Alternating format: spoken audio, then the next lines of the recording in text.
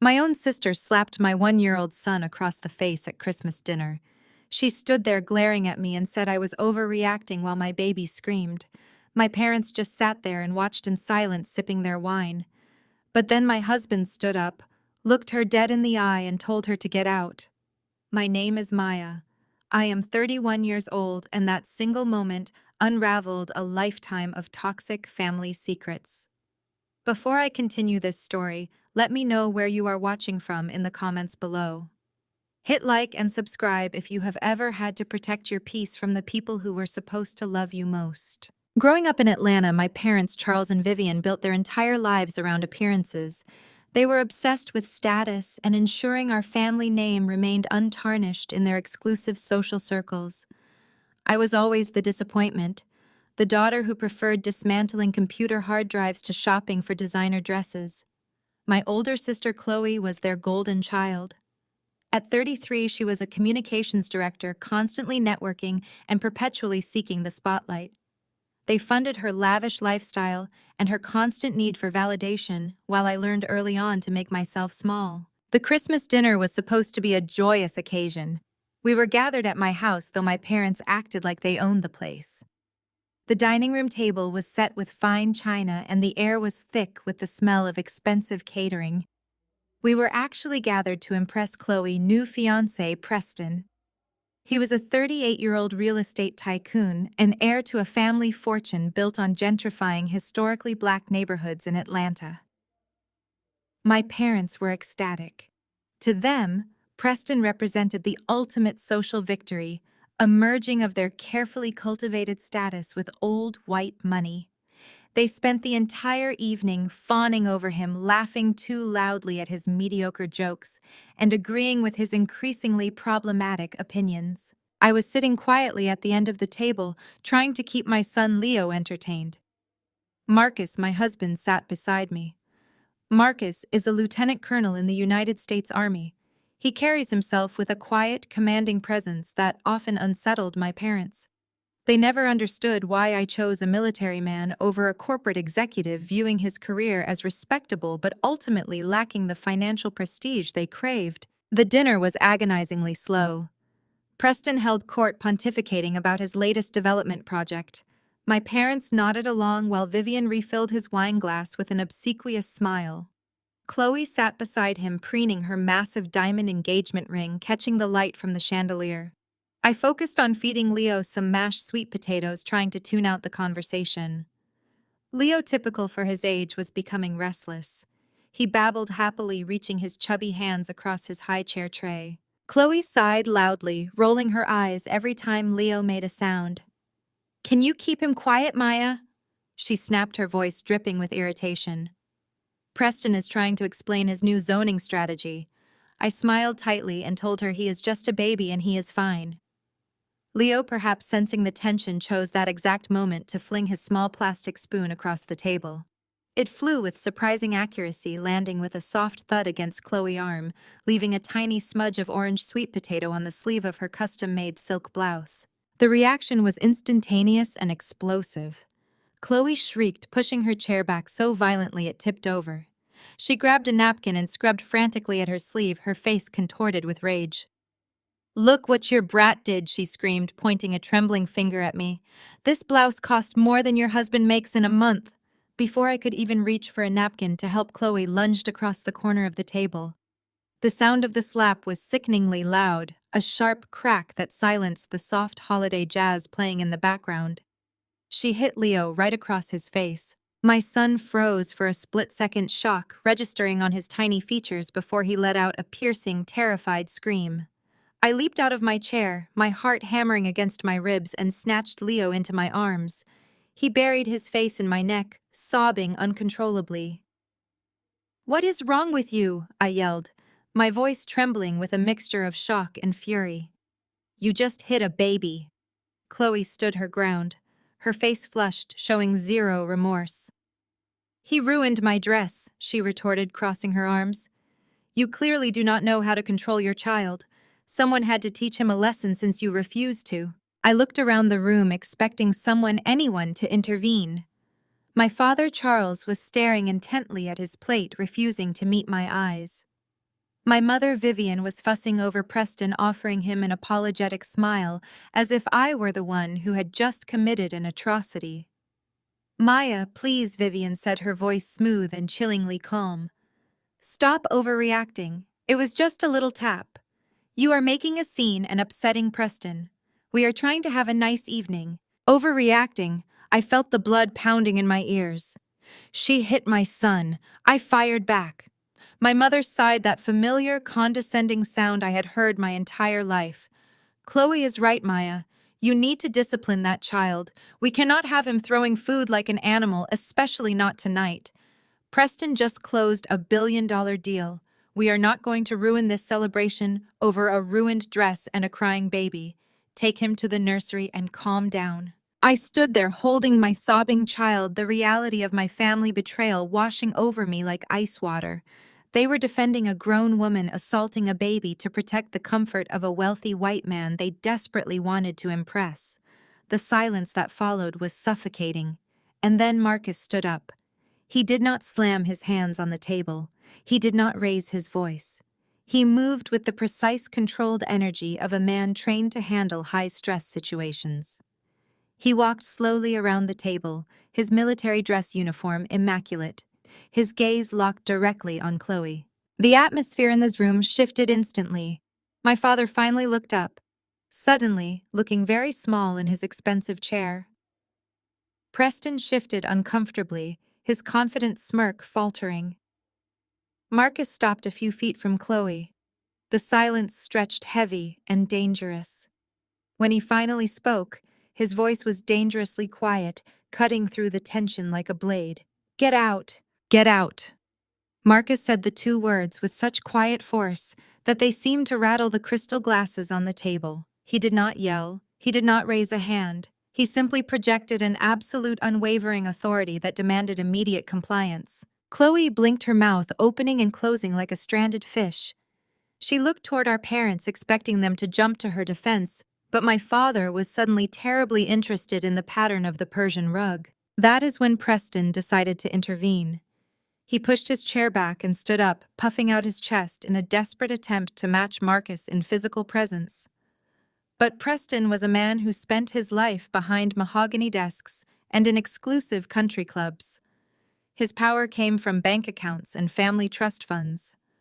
Marcus had earned his authority in active combat zones. The contrast between them was almost laughable. "Now hold on a minute, buddy." Preston sneered, stepping between Marcus and Chloe.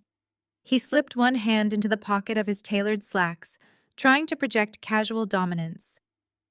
"You do not get to speak to my fiancée that way. She was just disciplining an unruly kid. You need to back down before you do something you regret." Marcus did not move.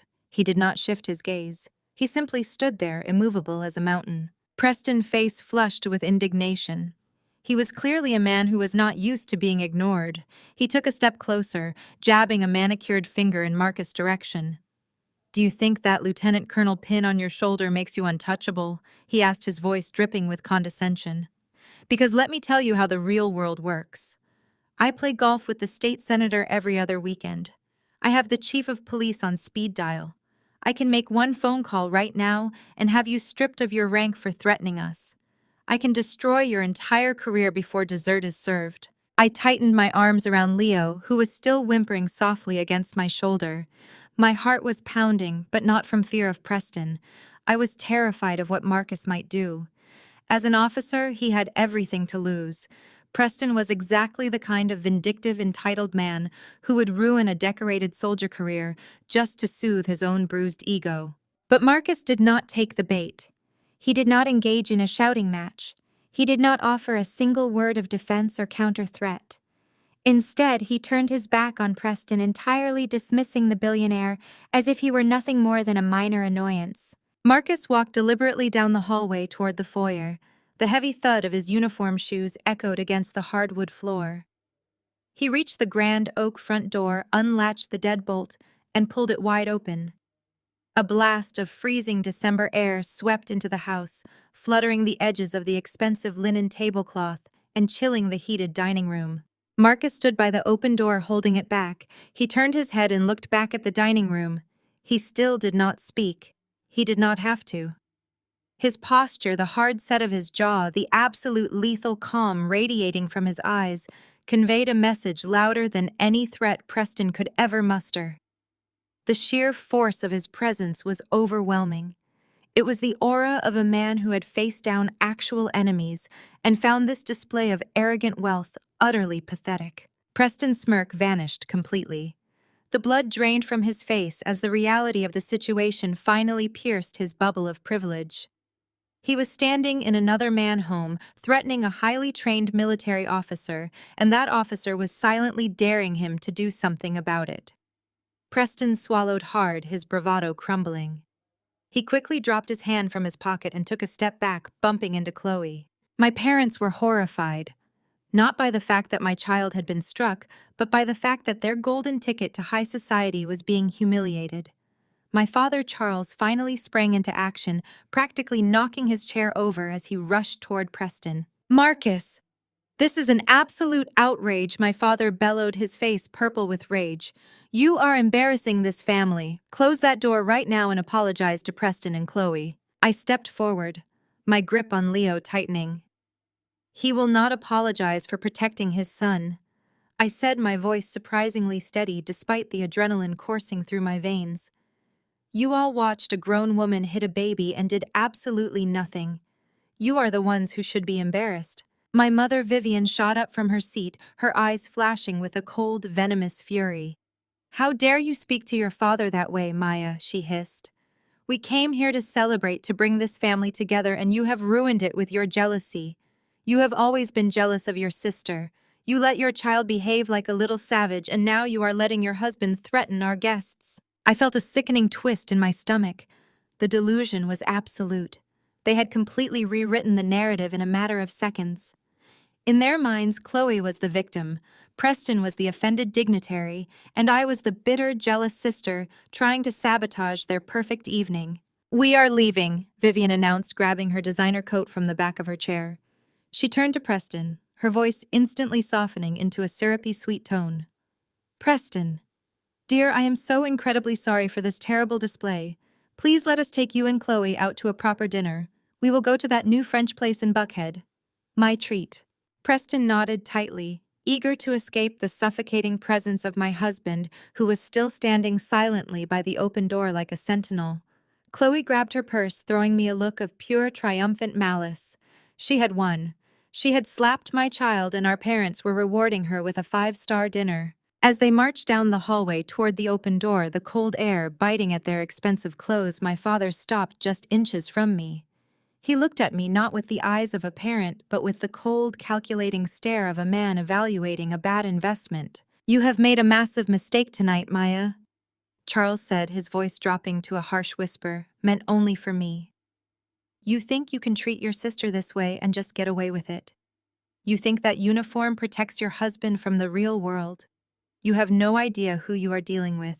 I stared back at him, refusing to blink, refusing to let him see how deeply his betrayal cut. "Get out of my house," I said quietly. My mother stepped up beside him, pulling her fur collar tight against the freezing wind. "Mark my words, Maya," she said, her eyes narrowed to cruel slits. "You will regret this night. We are going to make you beg on your knees for our forgiveness. You are going to crawl back to us, and when you do, we will decide if you are even worth saving." They walked out into the freezing night, pulling the door shut behind them with a deafening slam that echoed through the sudden silence of the house. The heavy lock clicked into place, leaving me standing in the hallway, holding my crying son. The luxurious holiday dinner sat completely untouched in the next room, the expensive catering growing cold. I buried my face in Leo's soft hair, rocking him gently as the reality of my new life finally set in. I had just been excommunicated from my own family. But as Marcus walked over and wrapped his strong arms around both of us, pulling us into a tight protective embrace, I realized something else. For the very first time in my 31 years, I actually felt safe. The morning sun streaming through our living room windows felt entirely disconnected from the emotional wreckage of the night before. I sat at the kitchen island nursing a cup of black coffee, while Marcus sat on the floor, building a tower of wooden blocks with Leo. The faint red shadow on my sun cheek was still visible in the harsh daylight. It made my blood simmer all over again, but the quiet domestic peace of my home kept me grounded. Then my phone buzzed on the granite countertop. It was an automated email alert from Sterling Heritage Wealth Management. The subject line was cold and bureaucratic, indicating a critical change to my account status. I tapped the screen and logged into the client portal. A bright red banner flashed across the top of my profile. Access denied. Account frozen. My parents had executed a complete financial lockout. The family trust fund, which I had been a legal beneficiary of since birth, was entirely blocked. Every cent of my inherited safety net had been restricted by the primary trustees Charles and Vivian. They had cut the bloodline. A bitter, hollow laugh escaped my lips. I set the phone down and closed my eyes. The sheer predictability of their cruelty was astounding. They could not control me with social pressure last night, so they immediately resorted to the only weapon they actually respected: money. The sudden freezing of funds sent a violent jolt through my memory, dragging me backwards 7 years to a pain I thought I had buried. I was 24 years old and thriving at Spelman College. It was my junior year, and I was at the top of my computer engineering class. I had finally found an environment where my intellect was celebrated instead of treated as a social liability. I was working on complex coding projects and preparing for a prestigious summer internship. Then the call came from the bursar office. My tuition payment had bounced. The accounts funding my education had been completely drained. I remembered standing outside the administrative building, my hands shaking as I dialed my mother number. I asked her if there had been a bank error. Vivian did not even have the decency to sound apologetic. She sounded annoyed that I had interrupted her day. "There is no error, Maya," she had said, her voice perfectly flat. "Your father and I had to reallocate some family assets. Chloe found a stunning penthouse in Buckhead, and we needed to liquidate your college funds to secure the down payment." I was completely paralyzed. I asked her how I was supposed to finish my degree. She simply sighed and told me to take out loans or get a job like normal people. She actually said Chloe needs to establish her social standing right now. Real estate is an investment in her future. You playing around with computers can wait. They had literally pawned my education, my future, and my security just so my sister could host cocktail parties in a luxury high-rise. I had to pack up my dorm room, drop my classes, and scramble to find entry-level IT work just to keep a roof over my head. It took me years of grinding, working 80-hour weeks in the shadows to build myself back up. That was the moment I learned exactly what family meant to Charles and Vivian. You were only as valuable as the status you provided them. Now history was repeating itself. They were using the exact same playbook, expecting the exact same result. They wanted me terrified. They wanted me desperate.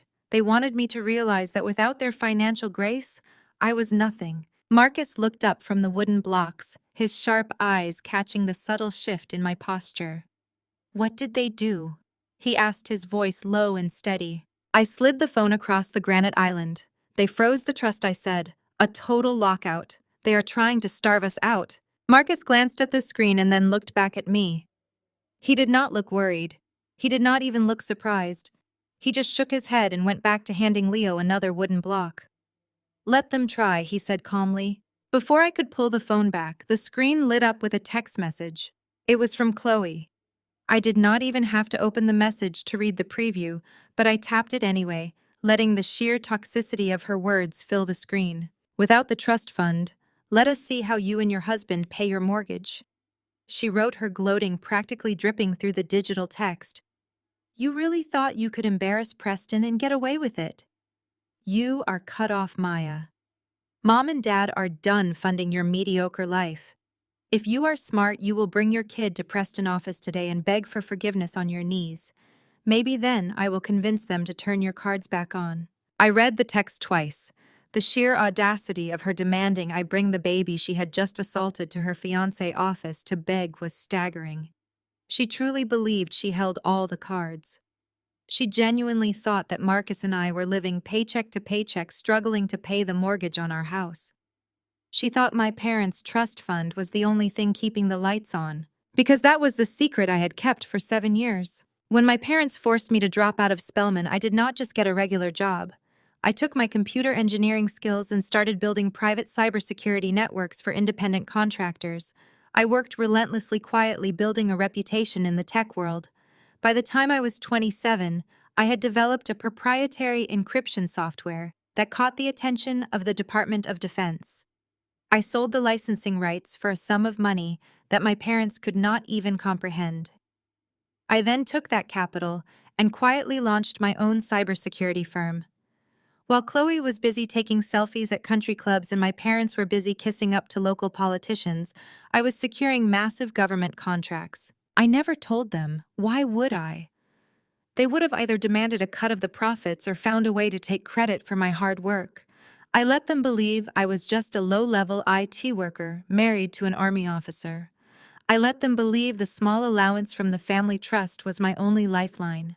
I let them pay for my modest wedding and buy us an inexpensive car because keeping up the illusion was safer than exposing them to my reality. I picked up my phone and opened a highly secured application hidden in a secondary folder. Face recognition scanned my features and the screen unlocked, revealing my private wealth management portfolio. The interface was sleek and minimalist. At the top of the screen, next to an image of a heavy obsidian black card, was my available liquid balance. The number stretched across the screen in 8 glorious figures. I was not just financially secure. I was independently wealthy in a way that rivaled the very real estate fortune my parents were currently bowing down to. My net worth dwarfed the petty family trust fund they had just weaponized against me. They had cut the bloodline completely unaware that I owned the entire bank. I looked down at Chloe's text message demanding that I grovel on my knees for her forgiveness. I did not feel the crushing anxiety I had felt at 24. I did not feel the panic of a daughter being cast out into the cold. I felt an overwhelming, intoxicating wave of power. I did not reply to her message. I did not block her either. I simply smiled, locked my phone, and slid it into my pocket. I stepped away from the kitchen island and walked over to my husband and my son sitting on the floor with them. Marcus caught my eye and returned my smile, knowing exactly what that notification meant. The war had just officially started and my family had absolutely no idea they were walking blindly into a minefield. The first casualty of this war was not financial, it was social. My parents and Chloe operated in a very specific echelon of Atlanta society. It was a world of black-tie charity galas, exclusive country club memberships, and meticulously curated public images. In their circles, perception was reality, and Vivian was a master at spinning the narrative. Since freezing my trust fund had failed to produce a tearful, groveling apology, they decided to completely destroy my reputation. Within 48 hours, the whispers began.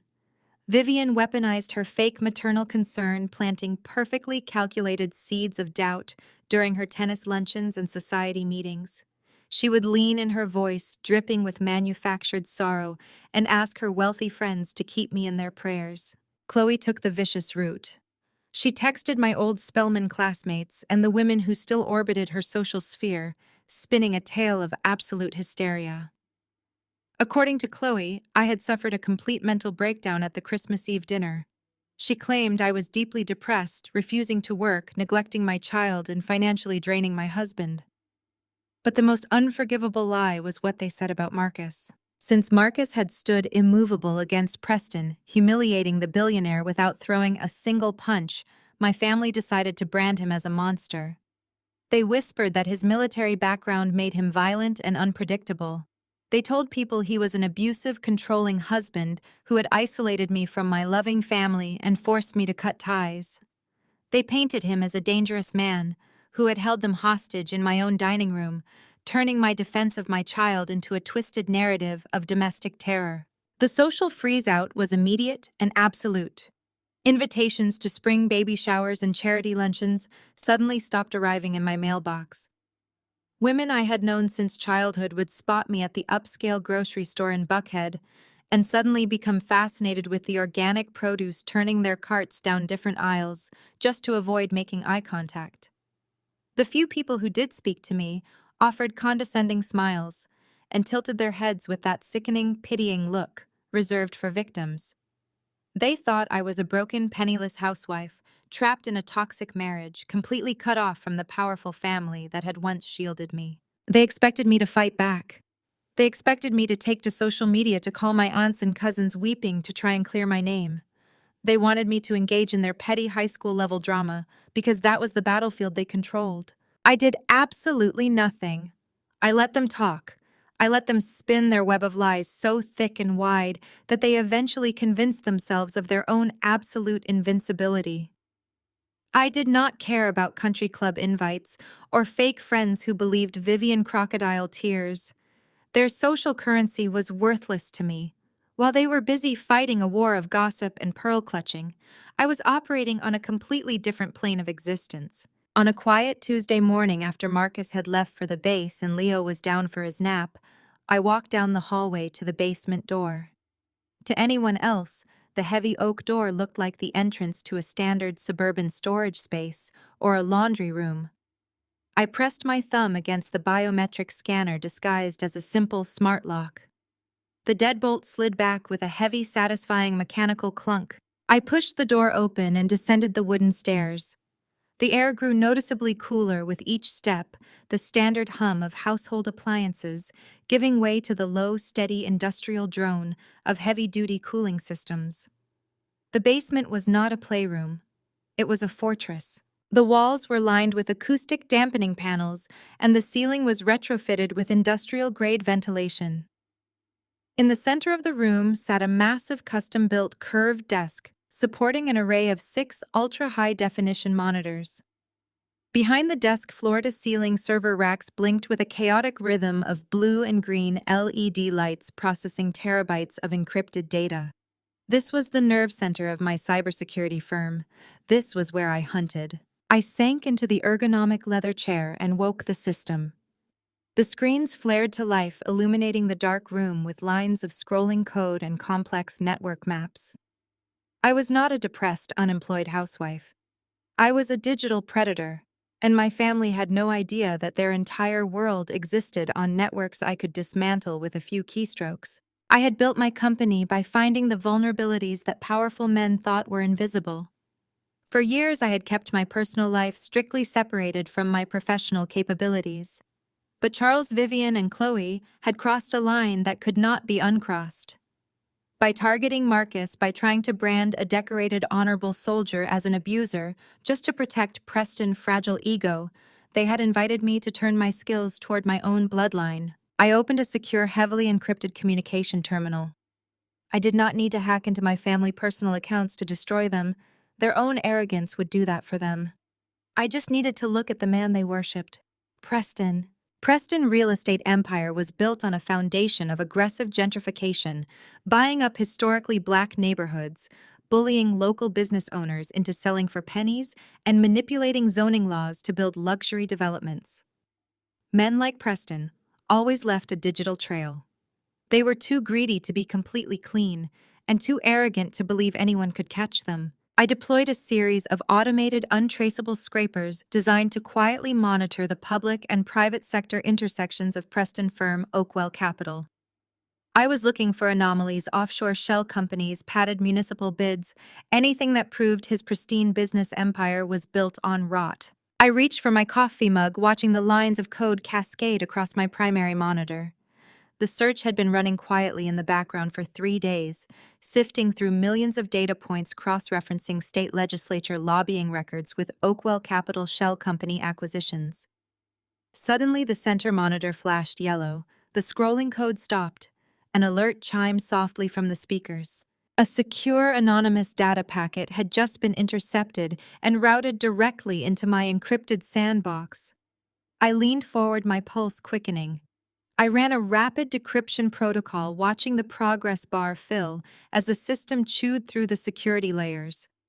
The file opened. It was an internal, highly classified ledger from Oakwell Capital. I scanned the documents, my eyes darting across columns of offshore wire transfers, hidden LLC ownership records, and heavily redacted emails between Preston executive team and a prominent city zoning commissioner. It was a detailed, undeniable record of systematic bribery, illegal kickbacks, and extortion aimed at forcing low-income residents out of a massive downtown sector. But it was the names listed on the final page of the ledger that made a cold, dangerous smile spread across my face. Preston was not acting alone. The shell company that had received the largest kickback from the illegal zoning manipulation was registered under a familiar corporate umbrella. It was an offshoot of a prominent manufacturing firm, my father company. Charles had not just been kissing up to Preston for social status. They were financial accomplices in a multi-million-dollar federal crime. They had built a house of cards on the backs of the vulnerable, and they had just handed me the match. I leaned back in my chair, the glow of the monitors reflecting in my eyes. Chloe wanted to play games with trust funds and country club gossip. She wanted to threaten my mortgage and demand I beg on my knees. I tapped my manicured fingernail against the edge of the desk, looking at the exact digital coordinates of Preston and my father impending ruin. Let them talk. Let them spread their despicable little rumors. They were busy throwing stones at a ghost, completely unaware that I was about to drop a nuclear bomb on their entire reality. My phone buzzed against the polished surface of my desk. The caller ID flashed my mother name, Vivian. The timing was almost poetic. I stared at the screen for a moment, letting the device vibrate against the wood while I took a slow, deliberate sip of my black coffee. She was calling to negotiate. She thought the freeze on my trust fund had finally broken me. I tapped the screen and put the call on speakerphone, letting her voice echo through the soundproof basement. Maya, darling. Her voice floated through the speakers, smooth and dripping with that terrible artificial sweetness she reserved for charity galas and public apologies. I hope you have had a few days to calm down and reflect on your behavior. Your father and I have been terribly worried about you. I did not reply immediately. I let my silence stretch across the digital connection, forcing her to fill the void. We want to help you, Maya. She continued, her tone shifting to something slightly more businesslike. We know things must be incredibly difficult for you right now, especially with Marcus putting your family in such a precarious position. Charles and I are willing to be the bigger people here. We can unfreeze your trust fund. We can restore your access today. I kept my eyes fixed on the encrypted ledger glowing on my center monitor. And what exactly is the price for this sudden burst of maternal generosity? I asked, my voice perfectly level. It is not a price, Vivian scoffed, feigning deep offense. It is a simple family consolidation. You know that old dilapidated building in the West End? The hair salon your grandmother left you? We need you to sign the deed over to Chloe. My fingers stopped hovering over the mechanical keyboard. Grandma Ruby's Salon. It was a modest, single-story brick building on a corner lot in a historically black neighborhood. Ruby had run that salon for 40 years, building a true community hub where women gathered, laughed, and supported each other. When she passed away, she bypassed my mother entirely and left the deed exclusively to me. She knew Charles and Vivian would sell it to the highest bidder without a second thought. To my parents, the West End was an eyesore, a relic of a working-class past they desperately wanted to erase from their pristine social pedigree. Why does Chloe want a dilapidated hair salon? I asked, keeping my tone mild. Vivian sighed heavily, the sound of a woman burdened by an intellectually inferior child. She does not want the salon, Maya. Preston wants the land. He is developing a massive luxury apartment complex in that sector, and your grandmother property is right in the middle of the footprint. He needs to level that crumbling building to break ground. She paused, letting her next words gather maximum cruelty. Let us be realistic here, Maya. You dropped out of college. You fix laptops for a living. What does a girl who only knows how to tinker with hard drives and do her own nails need with commercial real estate? You have absolutely no use for that space. Sign the transfer papers today and we will turn your cards back on so you can pay your mortgage. It is a win for everyone. The casual venom in her voice triggered a visceral flash of memory, dragging me violently backward. I was 24 years old, standing under the harsh, buzzing fluorescent lights of the Spelman College financial aid office. The clerk was looking at me with pity, telling me my tuition check had bounced. I remembered dialing my mother number, my hands shaking with panic. I remembered the cold indifference in Vivian's voice when she answered. "There is no mistake, Maya," she had said. "Chloe found a stunning penthouse in Buckhead, and we needed to liquidate your college funds to secure the down payment. Chloe needs to establish her social standing right now. You playing around with computers can wait. Just get a job." They had pawned my future to buy my sister a luxury apartment. They had cut my lifeline expecting me to drown. But I did not drown. I learned to breathe underwater. I looked at the glowing screens in front of me, the offshore bank accounts, the illegal wire transfers, the shell companies. Preston was bleeding money. His empire was entirely built on bad debt and illegal kickbacks. He was not expanding. He was drowning. And now he was sending my mother to extort me for a tiny piece of property in a neighborhood he had previously ignored. I did not get angry. I did not raise my voice. I leaned closer to the microphone. "Mom," I asked softly, "do you have any idea that the city council is voting to rezone the West End next month?" There was a sharp, absolute silence on the other end of the line. "The commercial property values are about to skyrocket," I continued, my fingers flying across my keyboard, pulling up the municipal zoning drafts I had scraped from the city servers weeks ago. "It is going to be the most lucrative commercial district in Atlanta. So tell me, why is a billionaire like Preston so utterly desperate for my shabby little salon that he is sending you to blackmail me for it?" "He is not desperate," Vivian snapped, her voice losing its polished veneer, cracking under the sudden shift in power. "He is doing a favor for this family by taking that worthless property off your hands. You are being paranoid and ungrateful just like always." While she berated me, my eyes locked onto a new data thread. I ran a targeted, deep search through Preston corporate database, cross-referencing the physical address of Grandma Ruby's salon with Oakwell Capital financial filings. My custom algorithm ripped through the firewalls, bypassing their basic bank security protocols in seconds. A digital parallax effect seemed to blur my peripheral vision as I tunneled deeper into the hidden architecture of his firm. A PDF document materialized on my right monitor. It was a highly confidential commercial loan agreement from a major international bank. The loan was for $12 million. The borrower was Oakwell Capital. And the collateral listed on page 4 was my grandmother hair salon. My blood ran cold and then immediately boiled. I zoomed in on the final page of the document. There at the bottom was my printed name, and right next to it was a signature. It was a remarkably good forgery. Preston had not just wanted the land to build apartments, he had already used it. He was so over-leveraged, so desperate for liquid cash to cover his illegal kickbacks, that he had forged my signature to secure a massive commercial loan against a property he did not even own. He was committing federal bank fraud. He did not need the deed to break ground. He needed the deed because the bank auditors were coming, and if he could not prove legal ownership of the collateral, he was going to federal prison. He had sent my mother to extort the deed from me to retroactively cover his tracks before the entire house of cards collapsed. "Maya?" Vivian barked, her voice echoing through the basement, bringing me back to the call. "Are you listening to me? You will sign those papers today. If you do not, I will make sure you and Marcus never see another dime from this family. You will lose your house. You will lose everything."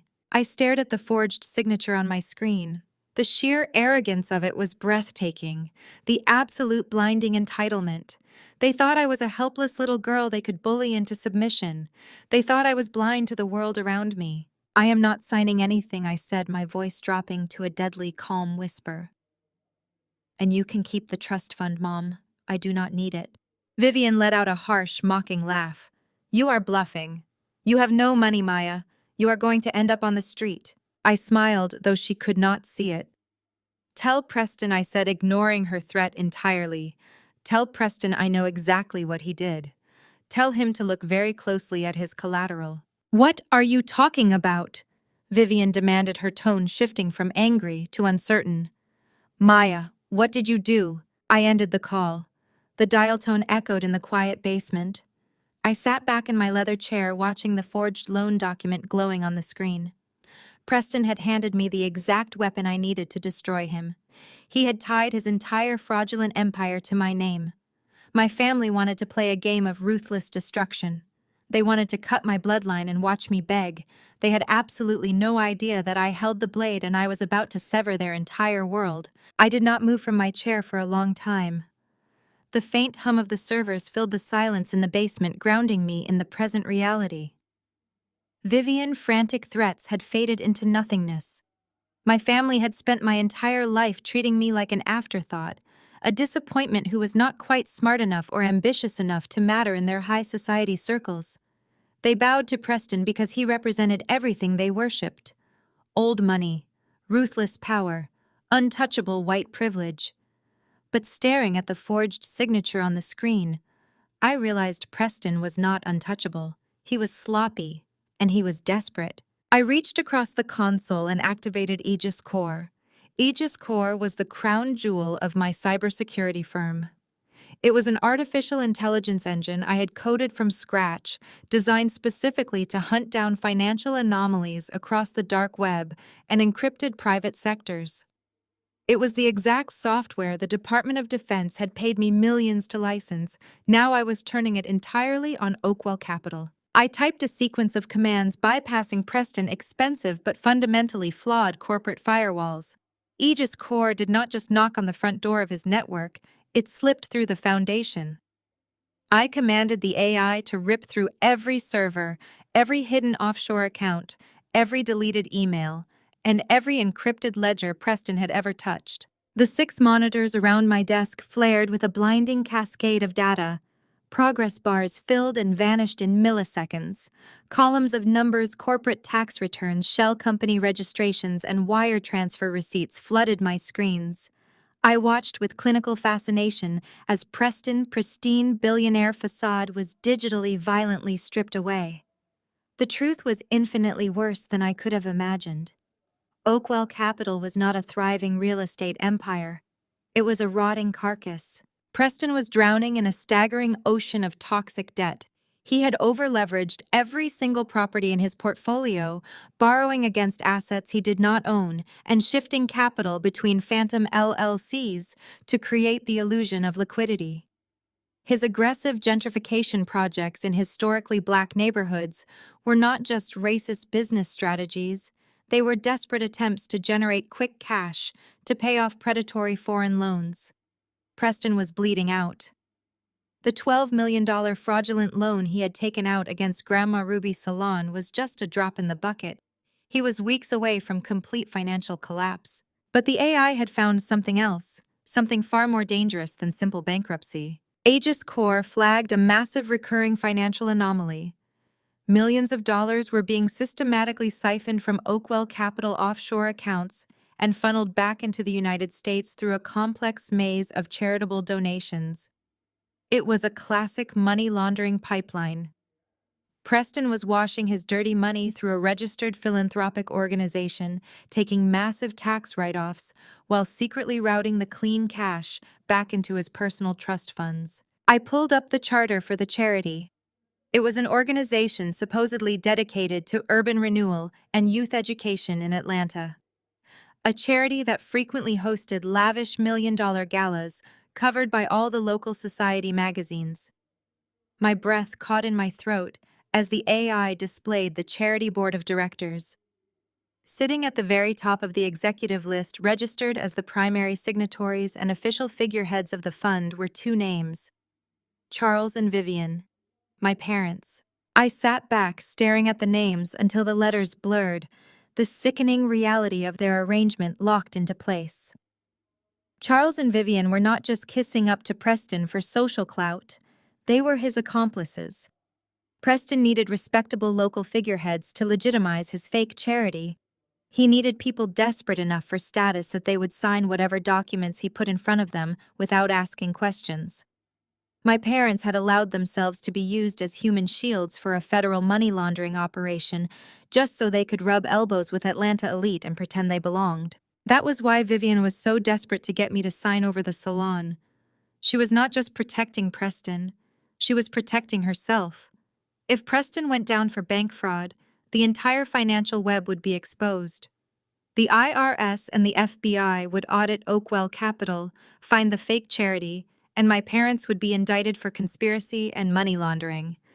They were staring down the barrel of decades in federal prison. They had sold out their own daughter, their own blood, to protect a white-collar criminal who was using them as disposable pawns. A cold, absolute rage settled over me. It was a pure, crystallized fury that left no room for tears or hesitation. I looked at the mountain of evidence flashing across my monitors. Wire fraud, bank fraud, money laundering, conspiracy, forgery. I could pick up the phone right now, call the Atlanta Police Department or the FBI field office and have Preston arrested before dinner. I could have agents raiding my parents' suburban mansion by midnight, but that would be too fast. That would be too merciful. If I handed this to the local authorities, Preston high-priced lawyers and political connections might find a loophole. They might drag it out in court for years, spinning the narrative, making him look like the victim of a rogue accountant. My parents would undoubtedly play the victim card, weeping to the press about how they were deceived. I needed an entity that did not care about Preston golf buddies or my parents' country club memberships. I needed an entity that operated with ruthless mathematical precision. I needed the IRS. I began compiling the data. I gathered every forged document, every offshore wire transfer, every fake charity invoice, and every email linking Preston to Charles and Vivian. I organized the files into a single, devastatingly clear digital dossier. It was a perfect, undeniable roadmap of federal crimes. I ran the dossier through a heavy encryption protocol, locking it behind a military-grade cipher. Then I engaged my network proxy chain. I bounced my IP address through servers in Switzerland, Estonia, and Singapore, masking my digital fingerprint so thoroughly that not even the NSA could trace the origin of the transmission. I opened a secure direct portal to the Internal Revenue Service Criminal Investigation Division. They had a specialized unit dedicated specifically to high-net-worth money laundering and tax evasion. I attached the encrypted dossier. I did not include a long message. I did not make threats. I simply typed a single sentence in the subject line. Oakwell Capital and the Atlanta Urban Renewal Fund, systematic tax fraud and money laundering evidence attached. I hovered my finger over the enter key. I thought about Chloe slapping my son. I thought about my father telling me I was a mistake. I thought about my mother demanding I hand over my grandmother legacy to save her own skin. They wanted me to be the weak, invisible sister. They wanted to destroy my peace. I pressed enter. The upload bar flashed across the screen and vanished. The files were gone, delivered directly into the hands of the most unforgiving federal agency in the country. There was no undoing it. The wheels of justice had begun to turn, and Preston millions could not stop them. I closed the terminal and shut down the monitors, leaving the basement in quiet darkness. The game had officially started, and my family was playing against an opponent they did not even know existed. They were about to lose everything. And I was going to have a front row seat to the show. The federal government does not move quickly unless you hand them a loaded weapon. My encrypted dossier was a meticulously mapped-out financial warhead. It took exactly 4 days for the Internal Revenue Service to detonate it. I did not have to hack Preston personal devices to know the exact moment the panic set in. Aegis Corps was still quietly monitoring the peripheral metadata of Oakwell Capital. On Thursday morning, at exactly 9 a.m. Eastern Standard Time, 3 of Preston primary offshore shell accounts were frozen by international compliance flags. 10 minutes later, a massive surge of encrypted panic emails flooded between Oakwell Capital Legal Department and their external accounting firm.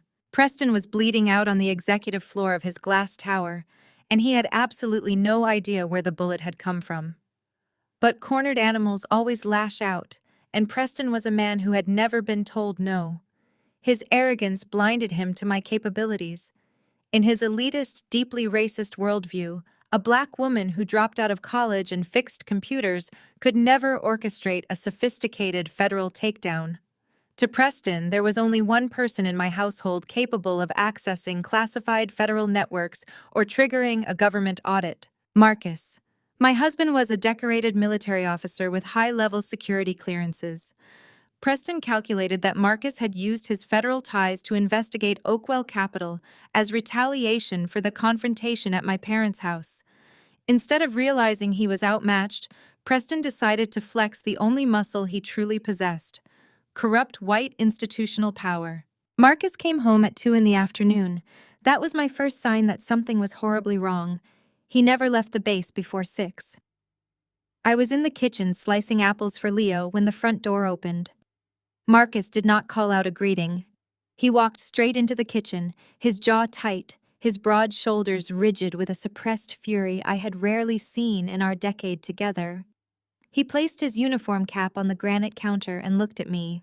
"They suspended my clearance," he said, his voice dangerously low. I froze, the paring knife slipping slightly against the cutting board.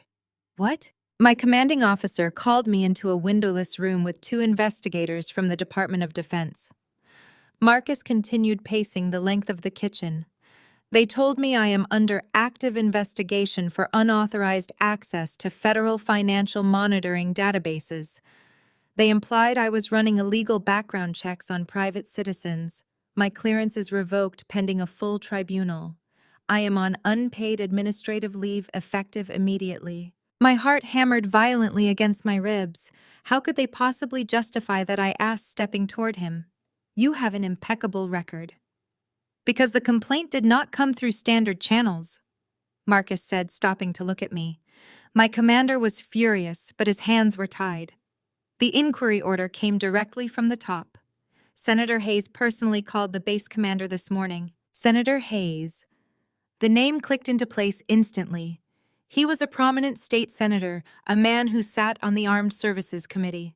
He was also a fixture at the Buckhead Country Club. He was Preston's regular golf buddy. Preston had weaponized a United States senator to destroy my husband's career. He had called in a political favor to strip Marcus of his livelihood, his honor, and his security clearance, all because his fragile ego could not handle a man standing up to him. He was trying to starve us out. He thought if he cut off my trust fund and destroyed Marcus' military income, we would be broken and penniless within a month. I looked at Marcus, expecting to see panic or resentment. I had just dragged him into a war that was threatening the career he had bled for. Instead, Marcus reached out and gently took my hands. His thumb brushed over my knuckles. He did not look like a defeated man. He looked like a soldier, calculating enemy positions. "He thinks I am the one who hid his offshore accounts," Marcus said, a slow, knowing smile touching the corner of his mouth. I let out a shaky breath. "He thinks you are the threat. He cannot fathom that a college dropout could dismantle his entire empire." "I am so sorry, Marcus. I never meant for your career to be collateral damage." "Do not apologize," Marcus said, his voice firm, absolutely unwavering. "I knew who your family was when I married you. I knew what Preston was the second he walked into your parents' dining room. Let him pull his political strings. Let him call his senators. They are putting on a grand show on a sinking ship." Before I could respond, my phone lit up on the counter. The custom ringtone sliced through the heavy silence of the kitchen. It was Chloe. I stared at the screen, the sheer audacity of her timing making my blood run cold. They must have been coordinating this exact moment. Preston pulling the strings at the military base while my sister waited in the wings to deliver the final killing blow. I reached for the phone, but Marcus covered my hand with his. "Put it on speaker," he said quietly. "Let us hear what she has to say." I tapped the screen and set the phone down. "Chloe," I said, keeping my voice perfectly flat. Maya, her voice was practically vibrating with a giddy, intoxicating joy. She sounded like a high school mean girl who had just won prom queen. "I heard the terrible news about Marcus. Suspended from the military. Under federal investigation. How utterly humiliating for you both."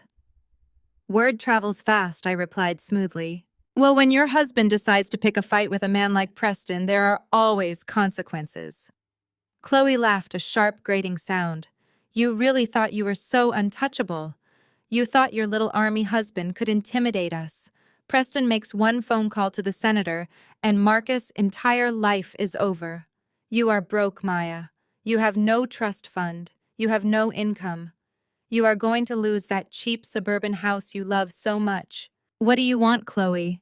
I asked, cutting through her gloating. I want you to learn your place, she snapped, the venom finally bleeding through her manufactured sweetness. But Preston is a generous man. He is willing to show mercy. Bring the deed to Grandma Ruby's salon to Preston office tomorrow morning. Hand it over quietly. If you apologize and sign the property transfer right there on his desk, I will personally ask him to call the senator and make Marcus' little investigation go away. He might even let Marcus keep his pension. She was trying to extort a piece of prime real estate by holding my husband career hostage. It was blatant textbook blackmail. Before I could even formulate a response, I heard a distinct rustling on the other end of the line. Another voice joined the call. My parents were in the room with her. You need to listen to your sister Maya. Vivian's voice chimed in, harsh and completely devoid of any maternal warmth. You have brought this entirely on yourself. You embarrassed us. You insulted Preston. You bit the hand that feeds Atlanta. Charles' voice boomed next, heavy with self-righteous anger. You are a disgrace, Maya. You married a brute who thinks he can muscle his way through high society, and now you are paying the price. Preston and his partners are the elite. They are the foundation of this city. You do not disrespect white generational wealth and expect to walk away unpunished. They have the power. You bow your head, sign the deed, and pray Preston does not decide to ruin you further. I stood in my kitchen, listening to my own parents enthusiastically advocate for my destruction. They were actively cheering for the downfall of my husband. They were happily bowing down to a racist, corrupt billionaire demanding that I grovel at the feet of the white elite just so they could maintain their invitations to the country club. They were morally bankrupt hollow shells of human beings. I looked up at Marcus. His face was a mask of carved stone, but his eyes were blazing with a quiet, lethal intensity. He nodded at me, a silent confirmation. The gloves were completely off. Mom, Dad, I said, my voice dropping an octave, icy and perfectly controlled. You are right about one thing. Preston is a very powerful man. But he does not want my salon to build luxury apartments. He wants the deed because he already forged my signature and used the property as collateral for a $12 million offshore loan. The line went dead silent. The sudden absence of Chloe's giddy laughter was deafening. He is drowning in toxic debt. I continued speaking slowly, so every word would carve itself into their minds. And because you and Dad were so eager to please him, you signed your names as the executive directors of his urban renewal charity. The same charity he is currently using to launder millions of dollars of dirty money. What are you talking about? Charles demanded, his voice suddenly losing its booming authority, replaced by a thin thread of panic. That charity is a legitimate tax-exempt organization. It is a shell company, Dad. I said, my voice completely devoid of pity. And the IRS Criminal Investigation Division received a fully decrypted ledger of all your wire transfers 48 hours ago. Preston is not calling senators to punish Marcus. He is calling senators because his bank accounts were frozen this morning, and he is desperate for a scapegoat. There was a sharp intake of breath from Vivian. Maya, she whispered, the horror finally dawning on her. You sold your soul to the elite, I said, staring at the phone. But you forgot that I write the code that controls their money. Do not call my phone again. Talk to your lawyers. I ended the call and tossed the phone onto the granite counter. The silence in the kitchen was profound. My family thought they had cornered a helpless housewife. They thought they were throwing stones at a peasant. They were completely unaware they had just triggered an avalanche, and it was about to bury them all alive. The morning light felt different today. It did not carry the quiet domestic warmth I usually associated with our home. It was sharp, demanding, and completely unforgiving. I walked into the kitchen and found Marcus standing by the granite island, dressed in civilian clothes instead of his uniform. His jaw was set, his eyes staring out the window at the quiet suburban street. He was a man who had dedicated his entire adult life to serving his country, and Preston had stripped that away with a single arrogant phone call. I walked up behind him and rested my hand on his broad back. He turned, looking at me with a steady calm that only made me love him more. Stay here with Leo today, I said, my voice soft but laced with absolute certainty. Enjoy a quiet morning with our son. Your suspension ends before lunch. Marcus searched my eyes, reading the lethal determination behind them. He did not ask questions. He did not try to stop me. He simply nodded and kissed my forehead. Give them hell, Maya. I walked upstairs to our master suite and stepped into my closet.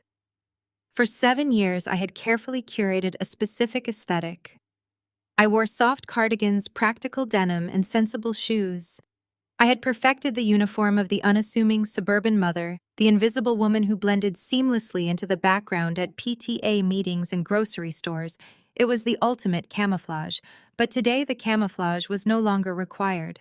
I reached past the casual sweaters to the very back of the cedar-lined closet. I pulled out a heavy protective garment bag and unzipped it. Inside hung a bespoke, tailored charcoal gray suit.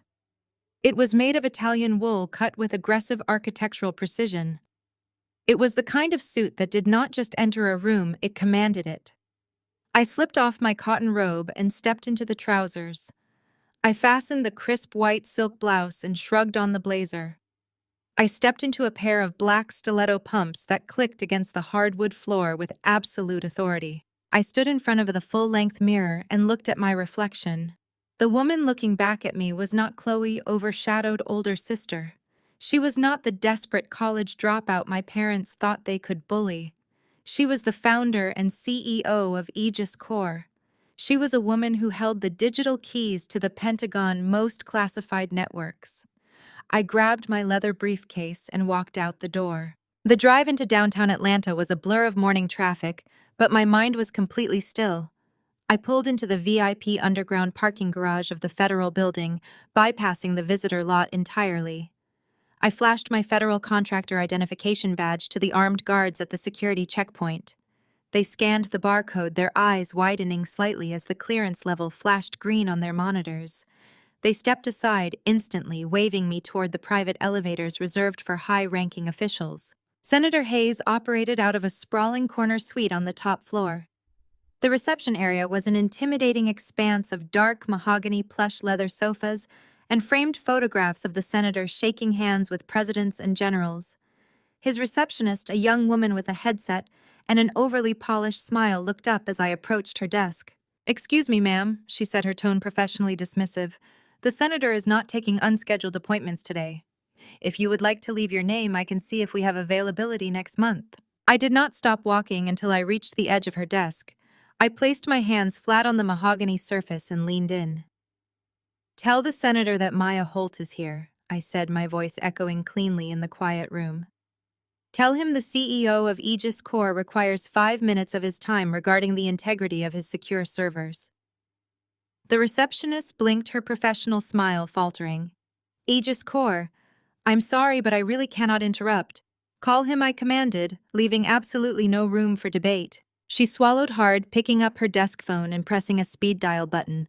She murmured a few words, shielding her mouth with her hand.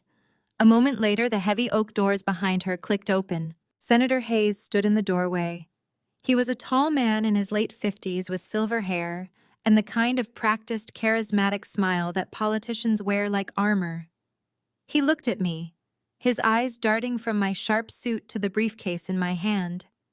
He clearly expected a weeping housewife coming to beg for her husband's career.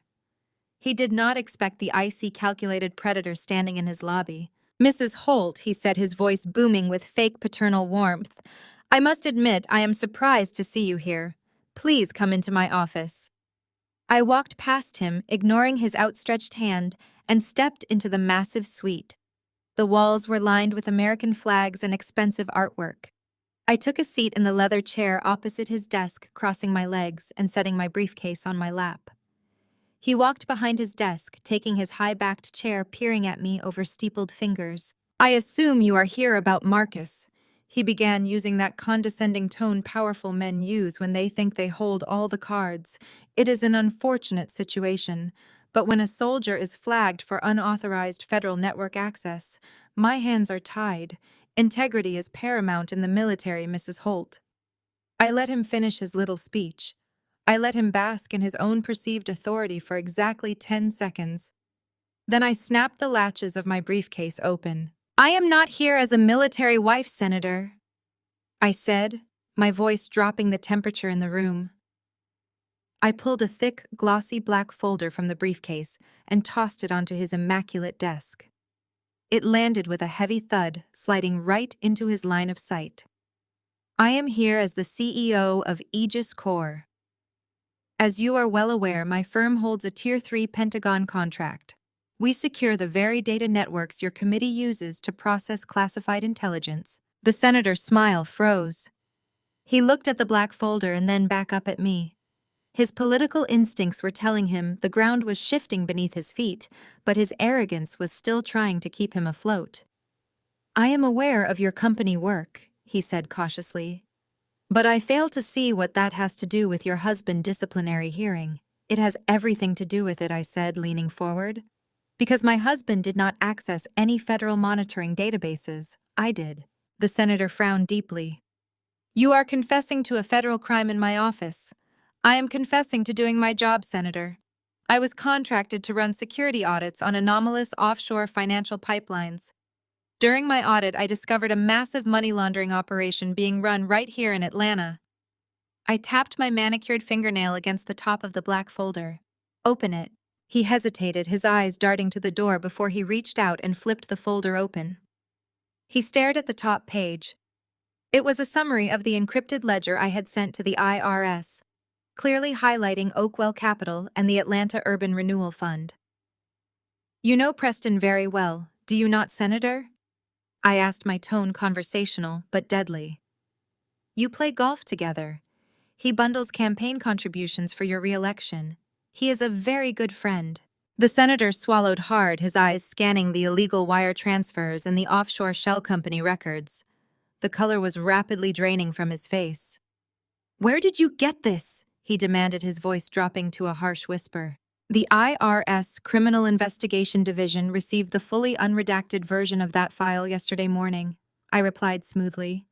By the end of the week, Preston will be indicted on multiple counts of bank fraud, extortion, and federal money laundering. His entire empire is currently being dismantled brick by brick. I watched the realization hit him. The sweat began to bead along his hairline. He was a smart man. He knew exactly what proximity to a federal financial crime meant for a sitting senator. But Preston did not tell you any of that, did he? I continued, my voice slicing through the heavy silence of the office. He called you in a panic. He lied to you. He told you my husband was illegally using military clearance to harass him. And you, acting on a favor for a corrupt billionaire, used your federal office to intimidate and suspend a decorated military officer to protect a money laundering operation. The senator leaned back in his chair, looking physically ill. I did not know, he stammered, holding up his hands.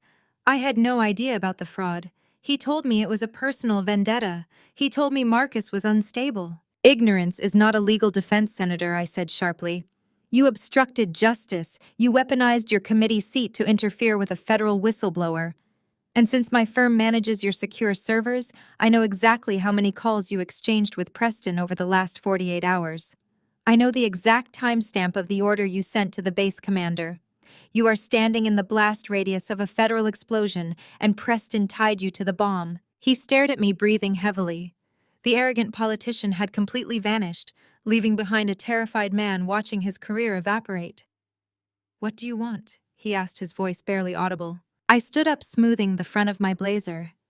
I want you to pick up your phone right now. You are going to call the base commander. You are going to tell him the anonymous complaint against Marcus was entirely fabricated. You are going to clear his name fully, reinstate his clearance, and end his suspension immediately. The senator did not hesitate. His hands were actually trembling as he reached for his desk phone. He punched in a direct number, putting it on speaker so I could hear every word. When the base commander answered, the senator's voice was tight but authoritative. He formally retracted the investigation, citing a massive misunderstanding, and ordered Marcus back to active duty with full clearance reinstated. When he hung up the phone, he looked at me, awaiting my next command. Now, I said, gesturing to his personal cell phone resting on the edge of the desk. Pull up your contacts. Find Preston. The senator picked up his cell phone and scrolled through his list until Preston's name appeared on the screen. "Block him," I commanded. He pressed the button. The contact was blocked. "You will never speak to him again," I said, my voice echoing with absolute finality. "When the federal agents come to arrest him, you will deny knowing anything about his business practices. If you ever target my husband again, if you ever use your office to interfere with my family, I will not just hand your call logs to the ethics committee. I will make sure the Department of Justice sees every digital footprint you have ever left on a server." I picked up my briefcase and turned toward the door, leaving the black folder on his desk. The senator sat completely motionless, sweating profusely in his expensive suit. He had thought he was doing a simple favor for a wealthy friend. He had no idea he was dealing with the woman who owned the digital architecture of his entire world. I walked out of the office, my stilettos clicking sharply against the marble floors. I did not look back. My husband's name was clear. His career was safe, and Preston was now completely isolated, cut off from his most powerful political shield. The white elite status he had used to terrorize my family was crumbling to dust. I stepped into the elevator and pressed the button for the garage, a slow, victorious smile finally breaking across my face. The drive back from downtown Atlanta was a masterclass in quiet anticipation. My tablet chimed continuously in the passenger seat, delivering real-time updates from Aegis Core. The financial bleed had accelerated from a steady drip to a catastrophic hemorrhage. Preston was trapped. Without Senator Hayes to run political interference, the IRS auditors had moved with a terrifying, unyielding speed. His accounts were locked tighter than a federal vault. By Wednesday morning, he was short $5 million on a predatory offshore loan that was aggressively calling in its markers. I watched the frantic digital scramble from the comfort of my basement server room. Preston was a drowning man looking for a raft, and he found it exactly where I knew he would. Chloe. It was almost too easy to monitor their desperation. I tapped into the communication lines of my parents' sprawling Buckhead estate, overriding the basic security protocols of their smart home assistant in seconds. I sat back in my leather chair and listened to the crisp audio feed from their living room. Chloe was putting on the performance of a lifetime. She wept. She paced the imported rugs. She spun a brilliant, desperate fiction. She told Vivian and Charles that Preston was on the verge of closing a multi-billion-dollar commercial real estate deal, a project that would elevate their family name into the stratosphere of global wealth. But there was a slight problem, she claimed. A temporary bureaucratic hold had frozen his bridge capital. She begged her parents for a $5 million loan to cover the gap, promising that Preston would return the money with massive interest within the week. They bought it completely. Vivian and Charles were so intoxicated by the idea of being the financial saviors to a billionaire, so blinded by their own greed and social climbing, that they did not even ask for financial statements. They did not question why a man with supposedly endless resources needed cash from his future in-laws. But there was a fundamental hurdle. The family trust fund, the same one they had weaponized against me, was not liquid enough to produce $5 million in cash overnight. Charles, ever the arrogant patriarch, suggested the unthinkable. I listened as he offered to leverage their beloved estate, taking out a massive second mortgage to fund Preston's fake project. They were literally betting the roof over their heads, the physical manifestation of their elite status, on a man who was already a ghost. The audio feed crackled as Charles put his wealth manager on speakerphone to authorize the leverage. The banker sounded hesitant, outlining the legal requirements for a transaction of that magnitude. The bank required all legal heirs to sign a formal waiver of interest to fully encumber the estate. As long as I was a legal beneficiary of the family trust, I could contest the mortgage or flag the transfer. They needed me completely and legally erased from the bloodline. The next morning, my phone rang. It was Vivian. She did not ask how I was doing. She did not mention the frozen trust or Marcus. She simply ordered me to meet them at the Buckhead Country Club for lunch. It was a classic Vivian maneuver. She chose the most exclusive public setting possible, firmly believing that my innate fear of causing a high society scandal would force me into quiet compliance. I arrived at the country club at exactly noon. The valet took my car, and I walked through the heavy mahogany and glass doors. The dining room was a sea of pastel dresses, pearl necklaces, and hushed wealth. The clinking of crystal and silver filled the air, masking the toxic gossip exchanged over expensive salads. I spotted them immediately. Vivian, Charles, and Chloe were seated at a prime table near the floor-to-ceiling windows overlooking the immaculate 18th hole. They looked like the perfect aristocratic family, projecting an aura of absolute superiority. I approached the table, pulling out a chair and sitting down. No one offered a greeting. Charles did not even pretend to observe social pleasantries. He immediately slid a thick stack of legal documents across the white linen tablecloth. Next to the papers, he placed a heavy gold monogrammed pen. "Sign it, Maya," he ordered, his voice low and hard. I looked down at the paperwork. It was a comprehensive, irrevocable waiver of inheritance. By signing it, I would legally forfeit any future claim to the family trust, the estate, and any assets bearing the family name. I would be legally disowned. "What is the occasion?" I asked, picking up the document and skimming the dense legal jargon. "I thought you already cut me off." "We are formalizing this separation," Vivian hissed, leaning across the table so the neighboring diners would not hear. "You have proven yourself to be a massive liability. You married a man who attracts federal investigations. We cannot have our family assets tied to your chaotic life. Chloe and Preston are entering a highly sensitive and lucrative business venture, and we need our capital completely unencumbered by your presence." Chloe smiled, swirling the orange juice in her mimosa glass. "Just sign the paper, Maya. It is over. You tried to play games with Preston, and now your husband is facing a military tribunal and you are getting legally erased from the family. If you do this quietly, Preston might still show you mercy. He might make a call and save Marcus' pension so you do not starve."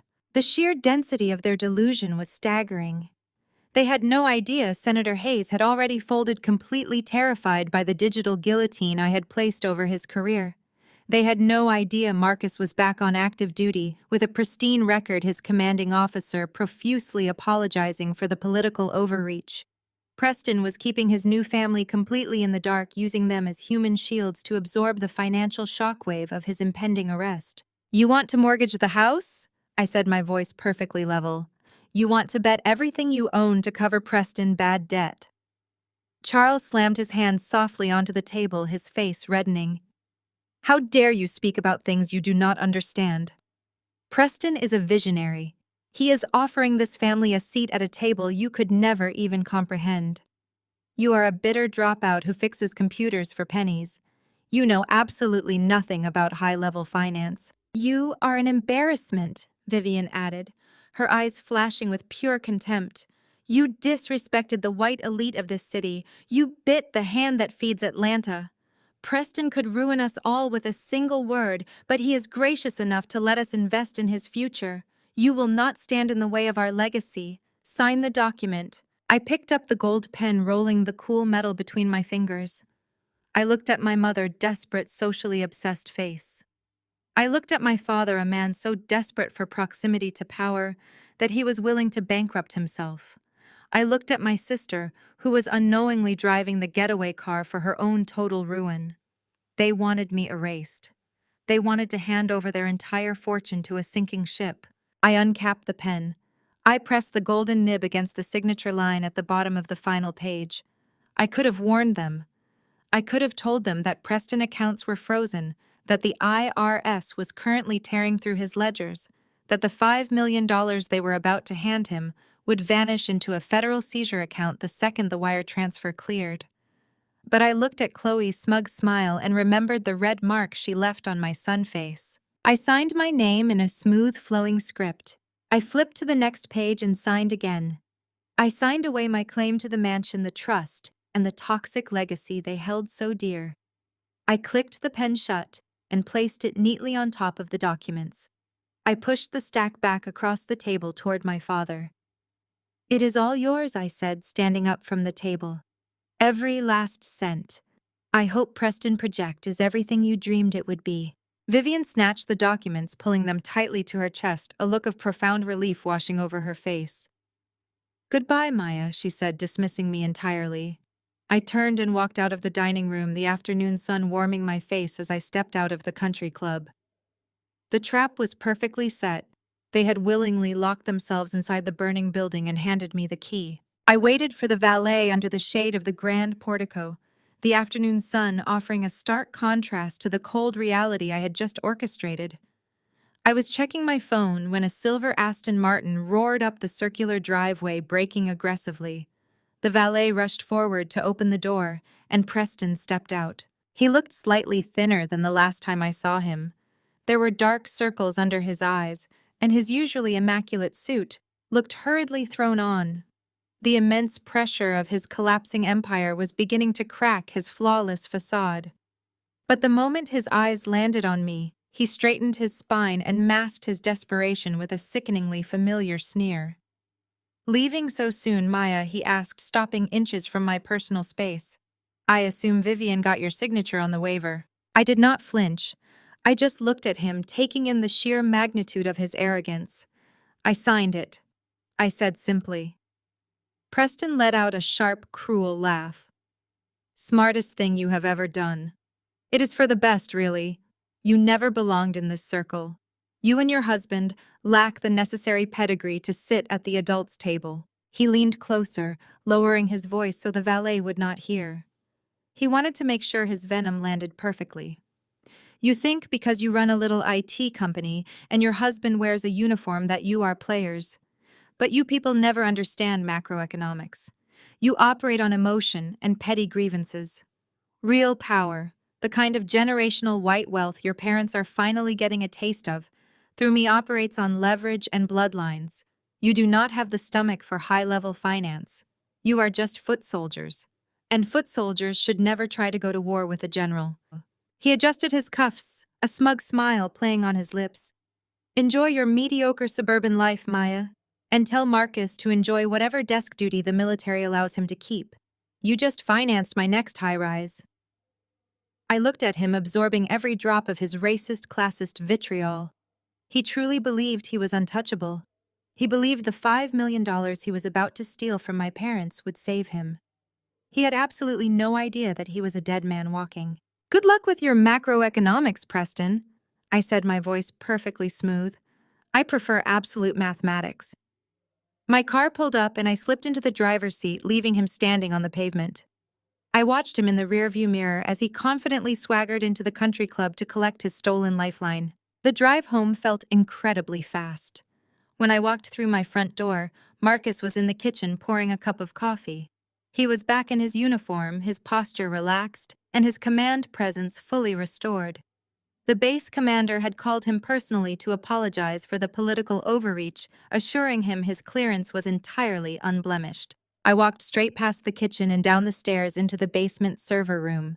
The ambient blue light of my 6 monitors illuminated the dark space. I dropped my briefcase on the floor and dropped into my leather chair. Marcus followed me down, leaning against the doorframe as I woke up the console. "Did they do it?" he asked quietly. I pulled up the Aegis Core tracking interface. "Yes, they signed over the estate."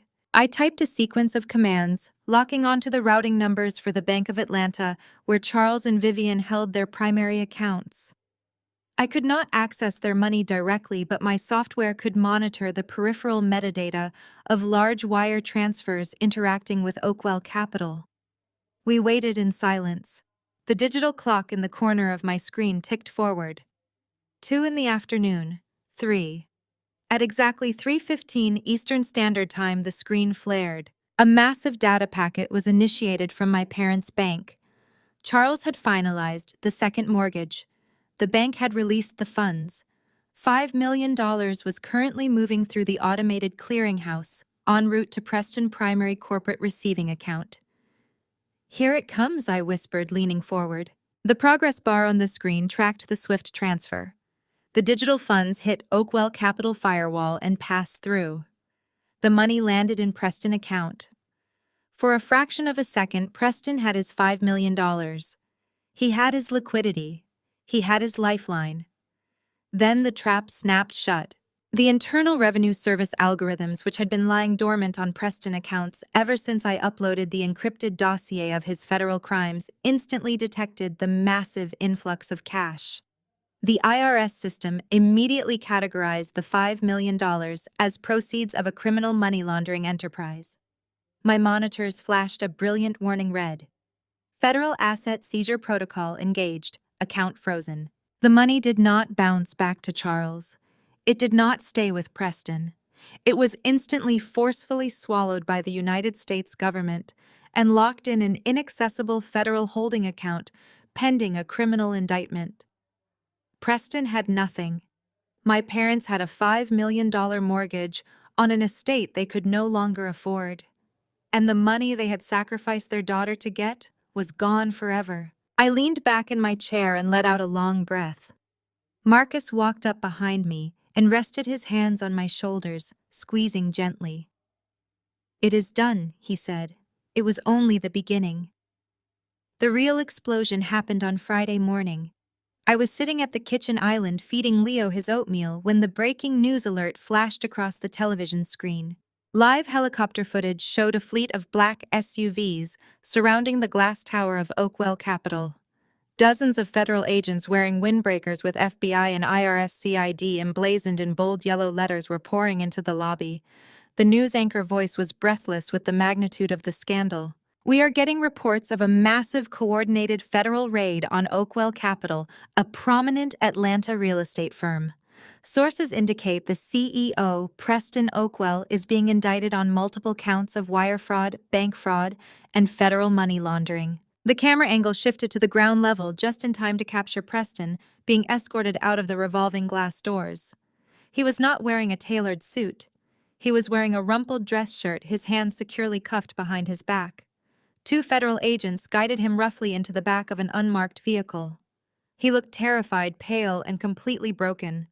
His arrogant macroeconomics had not saved him from a pair of federal handcuffs. My phone began to vibrate violently against the granite counter. The caller ID flashed Vivian. I let it ring. It stopped, then immediately started ringing again. This time it was Charles, then Chloe. They were relentlessly, desperately calling. I picked up the phone and accepted the call, putting it on speaker and setting it down next to my coffee mug. Maya Charles' voice tore through the speaker. He was hyperventilating, his words stumbling over each other in sheer, absolute panic. "Maya, you have to help us. The bank just called. The wire transfer did not clear. They said it was seized by the federal government. The mortgage is locked in, but the money is gone." I took a slow sip of my coffee. "I know, Dad." "What do you mean, you know?" Vivian screamed in the background, her voice shrill with terror. "Preston was just arrested on the news. The FBI is raiding his office. He took our money. We mortgaged the entire estate, Maya. If we do not get that money back, the bank is going to foreclose. We will lose the house. We will lose everything. You should have asked for financial statements before you handed your legacy to a criminal," I said, my voice entirely devoid of sympathy. "But you were too busy bowing to his pedigree to check his math." "Maya, please," Chloe sobbed, snatching the phone. She was weeping hysterically, the arrogant country club princess completely shattered. "Preston lied to us. We did not know. You have to use your software. You have to call someone in the government. You have to fix this." "I cannot fix a federal seizure, Chloe," I said coldly. "And even if I could, I would not. You made your choice. You chose Preston. You chose high society. You legally disowned me less than 24 hours ago. I am no longer part of your family. Your mortgage is your problem." I reached to hang up the phone, but Charles screamed my name, stopping me. "Maya, wait," he begged, his voice cracking, breaking into a pathetic whimper. "It is not just the house. Two federal agents just pulled up to the security gate. They are asking for Vivian and me. They are holding a warrant." My eyes locked onto Marcus across the kitchen. The final piece of the puzzle was falling into place. "Why are they at the gate, Dad?" I asked, though I already knew the exact answer. "They said it is about the charity," Charles sobbed. "The Atlanta Urban Renewal Fund. They said we are listed as the primary executive directors of a money laundering operation. Maya, they have handcuffs. They are coming to arrest your mother and me. You have to tell them we did not know. You have to save us." I held the heavy gold monogrammed pen suspended just millimeters above the signature line. The silence in the private VIP dining room was thick and suffocating, vibrating with the collective anticipation of my family. Vivian leaned forward, her eyes locked onto the nib of the pen. Her breath caught in her throat. Charles tapped his fingers impatiently against the mahogany armrest of his chair, eager to finalize the transaction that would save his proximity to power. Beside them, Chloe casually swirled her mimosa, a smug, triumphant smile playing on her lips. She thought she had won. She thought the scapegoat was finally being put down for good. Preston sat at the head of the table, projecting an aura of absolute aristocratic boredom. But I could see the faint sheen of sweat on his forehead. I could see the microscopic tremor in his fingers. He was a cornered rat wearing a tailored suit, desperate for the $5 million my parents were blindly handing him. I looked down at the irrevocable waiver of inheritance. One signature, and I would be legally erased from the family trust. One signature, and my parents would formally mortgage their entire estate to fund a ghost. I looked up, meeting Preston's arrogant gaze. Then, with deliberate slowness, I capped the gold pen and set it down on the crisp white tablecloth. "I do not think I will be signing this," I said, my voice perfectly calm, shattering the silence. Vivian gasped, her hand flying to her chest. "Maya, what are you doing? Stop playing games and sign the document." "You really are a stubborn, ignorant girl," Charles growled, his face darkening with rage. "You have no idea the magnitude of the deal you are interfering with. Preston is offering us a legacy, and you are acting like a petulant child. Sign the paper immediately." Preston let out a sharp, condescending laugh, shaking his head as if dealing with an unruly toddler. "I told you, Charles. She does not understand macroeconomics. She cannot comprehend high-level finance. She operates on emotion and petty grievances. You cannot expect someone who fixes computers for a living to grasp the complexities of generational wealth." "You are right, Preston," I said, leaning back in my chair and crossing my arms. "I do not operate on emotion, I operate on data, and while you are very good at throwing around buzzwords about macroeconomics, you left a rather massive vulnerability in your micromanagement." I reached into my blazer pocket and pulled out my phone. With 2 quick taps, I accessed the country club's network. A perk of being a top-tier cybersecurity contractor is that commercial networks are essentially open doors. I bypassed the club's administrative firewall and connected my device directly to the high-fidelity Bluetooth surround sound speakers embedded in the ceiling of our VIP suite. "What are you doing?" Chloe snapped, her smug smile finally faltering. "Put your phone away and sign the paper. We do not have time for your theatrics." Aegis Core does not just monitor IRS flags. I continued, ignoring her completely. My eyes stayed locked on Preston. "It monitors every digital footprint that crosses my network, including the encrypted VoIP calls made from my sister's phone while she was standing in my parents' living room yesterday afternoon." Preston's face drained of color. The arrogant sneer vanished, replaced by an expression of pure, unadulterated terror. He reached across the table, his hand trembling. "Do not play that." "Too late," I whispered. I pressed play. A sharp electronic crackle echoed from the ceiling speakers, followed immediately by the crystal-clear audio of Preston and Chloe's voices. "Are you sure this will work?" "My dad is on the phone with his wealth manager right now." Chloe's voice filled the room, sounding frantic and breathless. "It has to work." Preston's recorded voice snapped back, laced with panic. "The IRS froze the offshore shell accounts this morning. I have zero liquidity. That $5 million from your parents' estate is the only clean cash we can touch." Vivian froze. The glass of sparkling water she was holding slipped from her fingers, shattering against the edge of the table and spilling icy water across her lap. She did not even flinch. She just stared at the ceiling in absolute horror. "But what happens when they find out the commercial real estate project is a fake?" Chloe asked on the recording. "Who cares?" Preston replied coldly. "By the time the bank finalizes the second mortgage and clears the wire transfer, I will have routed the $5 million through the crypto tumbler and into the Swiss account in Geneva. We are on a private charter by midnight.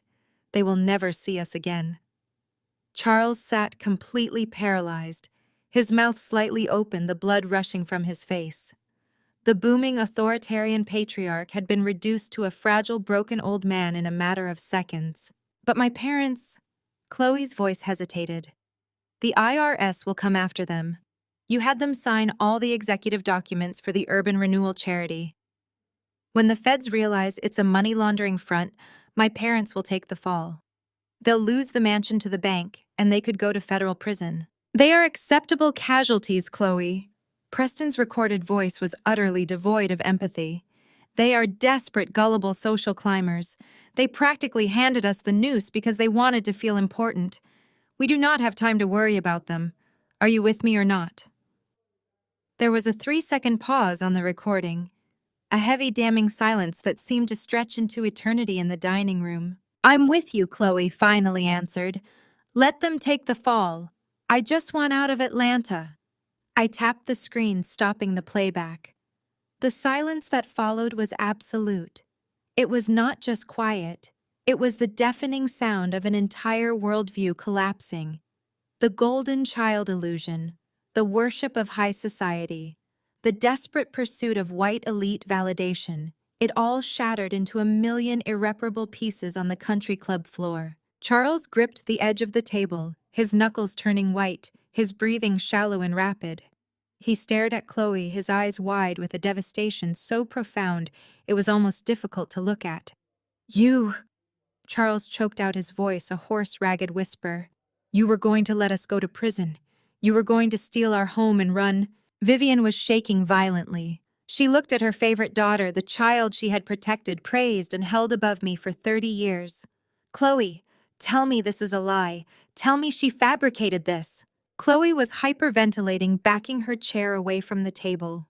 The perfectly polished socialite was crumbling into a panicked, cornered animal. It is a lie, she shrieked, pointing a trembling finger at me. She is a hacker. She works in tech. It is a deepfake. She used AI to make those voices. Mom, Dad, you know she has always been jealous of me. She is just trying to destroy my marriage. It is not AI, Chloe, I said, my voice cutting through her hysterical denials like a scalpel. And they know it is not AI because Preston just confirmed the IRS freeze, which is information only the feds and I possess. You were perfectly willing to let your own parents rot in a federal penitentiary and live on the streets just so you could keep wearing designer labels in Switzerland. I looked at my parents. They were broken, completely and utterly destroyed. They had sold out their loyal daughter to protect a criminal, only to discover that their golden child was the one holding the knife to their throats. You wanted to know about macroeconomics, Dad? I asked, looking at Charles. Here's the math. Preston is completely bankrupt. He is a fraud, and your perfect daughter was going to leave you holding the bag for a multi-million-dollar federal money laundering operation. You wanted to erase me from the family. Congratulations. You are left with each other. Preston's mask finally slipped. The polished, untouchable billionaire was gone. The realization that his offshore accounts were frozen, his escape money was blocked, and I possessed the audio evidence of his premeditated federal fraud pushed him over the edge into pure feral desperation. He realized he was not just facing bankruptcy, he was facing decades in federal prison, and I was the one holding the cell door shut. You miserable bitch! Preston snarled, his face contorting into a mask of violent rage. With a sudden, explosive roar, Preston stood up and grabbed the edge of the heavy dining table. He heaved it upward with terrifying force. Crystal glasses, china plates, silverware, and half-empty mimosas shattered violently across the room, raining down on Vivian and Charles. "Give me that phone," Preston screamed, lunging across the wreckage directly at me, his hands reaching out to violently rip the evidence from my grasp. Preston did not even make it halfway across the ruined table. Before his manicured fingers could even brush the edge of my phone, a shadow detached itself from the dark corner of the VIP suite. Marcus had been standing there the entire time, perfectly still, perfectly silent, letting the aristocratic venom flow until the exact moment it turned physical. He moved with the terrifying, kinetic efficiency of a man trained for actual war, a stark contrast to Preston uncoordinated country club rage. It was a blur of calculated violence. Marcus intercepted Preston's outstretched arm in midair. With a sharp, brutal twist, he locked Preston's wrist, applying immediate, debilitating pressure to the elbow joint. He used the billionaire's own forward momentum against him, sweeping his legs and driving him downward with staggering force. Preston's face slammed directly into the mahogany table, right into the jagged remains of Vivian's shattered mimosa glass. A sickening crunch echoed through the room, followed immediately by a high-pitched, breathless squeal of agony. Preston thrashed wildly, his expensive Italian suit sliding against the spilled water and orange juice, but Marcus did not yield a single inch. He pinned Preston's arm behind his back at an unnatural angle, driving his knee firmly between the CEO's shoulder blades. "I told you not to make me repeat myself," Marcus said, his voice a low, lethal rumble that vibrated with absolute authority. Preston gasped, choking on his own spit and the sheer shock of physical pain. A thin line of blood trickled down his cheek from where a shard of crystal had grazed his skin. The untouchable titan of Atlanta real estate was currently eating glass beneath the knee of the very man he had just mocked. Vivian shrieked, pressing her hands over her mouth. Charles stumbled backward, his chair tipping over and crashing onto the imported rug. Chloe was pressed flat against the floor-to-ceiling window, her eyes wide with a mixture of terror and disbelief, staring at her bleeding husband as if he were a stranger. I remained seated, picking up my phone and sliding it smoothly back into my blazer pocket. "That was for the mark you left on my sun face, Preston," I said, looking down at his panicked, bloodshot eyes. "The federal indictment is just a professional courtesy." Before Preston could choke out a response, the heavy double doors of the VIP dining room were shoved violently open. The hushed exclusivity of the country club was instantly shattered by the arrival of 5 individuals wearing tactical windbreakers. The bold yellow letters spelling out FBI and IRSCID stood out starkly against the dark fabric. They moved into the room with synchronized purpose, fanning out to secure the exits. Preston Oakwell, a tall, broad-shouldered FBI agent, announced, his badge flashing under the crystal chandeliers. "We have a federal warrant for your arrest." Marcus smoothly transitioned his weight, stepping back and hauling Preston to his feet by the collar of his ruined suit. He shoved the sputtering billionaire directly into the waiting arms of the federal agents. Preston's legs seemed to give out. He sagged against the agents, his polished facade completely annihilated. "Wait," he stammered, spitting a fragment of broken glass from his lip. "There is a mistake. I am cooperating with the committee. Senator Hayes is my character reference. You cannot do this." "Senator Hayes surrendered his electronic devices to our cyber division 3 hours ago," the agent replied, his tone completely devoid of sympathy. "He is fully cooperating with the prosecution in exchange for immunity. Turn around and place your hands behind your back." The metallic click of the handcuffs echoing in the silent dining room was the most beautiful sound I had ever heard. It was the sound of absolute finality. "Wait," Charles croaked, taking a trembling step forward. He looked at the IRS investigator, a desperate, frantic plea in his eyes. "You cannot arrest him. We just wired him $5 million. That was a bridge loan for an urban renewal project. We leveraged our entire estate. If he is arrested, what happens to our money?" The IRS investigator, a sharp-eyed woman holding a thick leather folder, turned her attention to my father. Charles Preston, the patriarch who demanded obedience and worshipped wealth, suddenly looked very small. "Are you Charles Preston?" she asked, flipping open the folder. "Yes," Charles nodded eagerly, practically vibrating with desperate hope. "Yes, I am his father-in-law. I am an investor. You have to reverse the wire transfer." The agent pulled out a sheet of paper. "According to the metadata we seized this afternoon, you and Vivian Preston are listed as the primary executive directors of the Atlanta Urban Renewal Fund." "Yes," Vivian cried out, stepping forward. "Yes, we are on the board. We are philanthropists. We were funding his vision." The agent looked at them with cold, professional detachment. "That charity is a registered shell corporation utilized exclusively for international money laundering. The $5 million you transferred was flagged by federal algorithms as illicit proceeds and has been permanently seized by the United States Treasury." Charles' knees buckled. He grabbed the edge of a nearby chair to keep from collapsing. "Seized," he whispered the word, barely making it past his lips. "Yes," the agent confirmed. And as executive directors of a fraudulent entity, you are both currently under active federal investigation.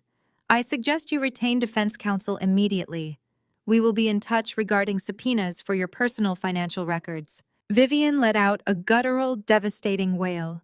She collapsed onto the floor, her designer dress pooling around her in the spilled water and broken glass. The estate was gone. The trust was empty. Their entire social standing, their proximity to the white elite, their desperate lifelong climb to the top of the aristocracy had just resulted in total bankruptcy and impending federal charges. Chloe, seeing the utter destruction of her parents and her husband, made a sudden frantic movement toward the door. She grabbed her designer handbag, her eyes darting toward the exit like a cornered deer. "I am not part of this," she babbled, her voice shrill and panicked. "I did not know anything about the charity. I am just his wife. I am a victim here too." The lead FBI agent stepped sideways, blocking her path. "Mrs. Oakwell, we have an additional warrant to seize your passport and freeze your personal assets. We have substantial reason to believe you were an active participant in an attempt to flee federal jurisdiction and harbor laundered funds in Geneva."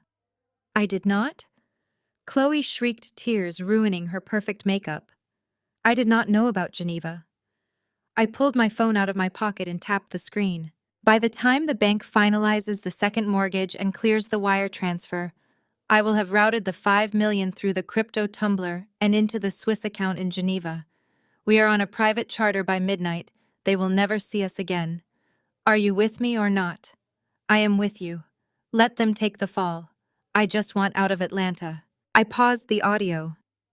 The silence in the room was absolute, broken only by Vivian hyperventilating on the floor.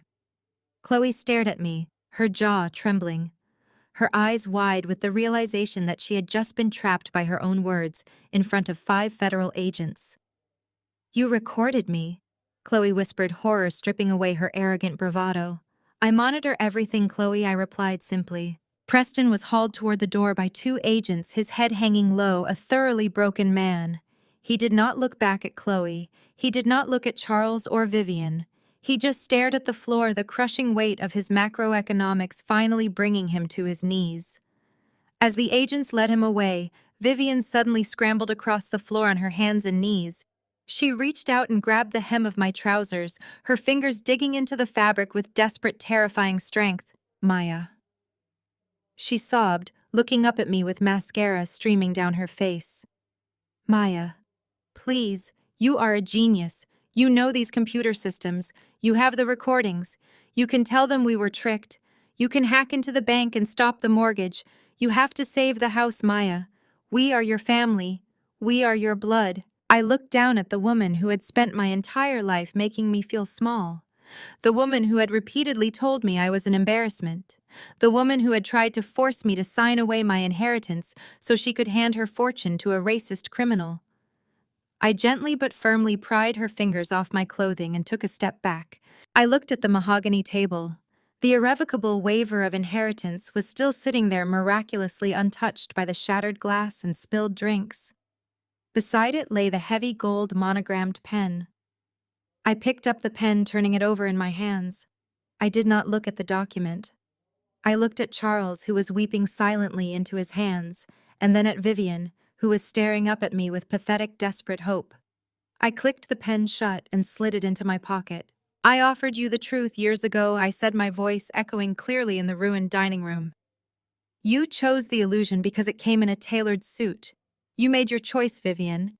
And 10 minutes ago you made it very clear that I am no longer part of this family." I turned my back on them. Marcus stepped up beside me, his presence a solid, unwavering wall of protection and support. He offered me his hand. I took it, my fingers interlacing with his. We walked out of the VIP suite together, leaving my parents and my sister to drown in the ashes of the empire they had so desperately tried to steal. We walked through the heavy mahogany doors, past the hushed whispers of the country club elite, and stepped out into the bright, warm Atlanta sun. Preston's manicured hands, usually reserved for signing fraudulent contracts and swirling expensive scotch, curled into desperate claws. His perfectly tailored Italian suit pulled tight across his shoulders, as he launched his entire body weight across the ruined dining table. In his mind, the smartphone in my hand was the only thing standing between him and a midnight flight to Geneva. He truly believed that if he could just destroy the physical device, he could somehow destroy the digital guillotine I had dropped on his neck. It was the frantic, illogical delusion of a man who had never been told no in his entire privileged life. He never even made it halfway across the mahogany wood. From the shadowed alcove near the heavy oak doors, a figure detached itself with terrifying silent speed. Marcus had been standing there since the moment we walked into the VIP suite, a quiet, unyielding sentinel blending perfectly into the background while the aristocrats aired their toxic grievances.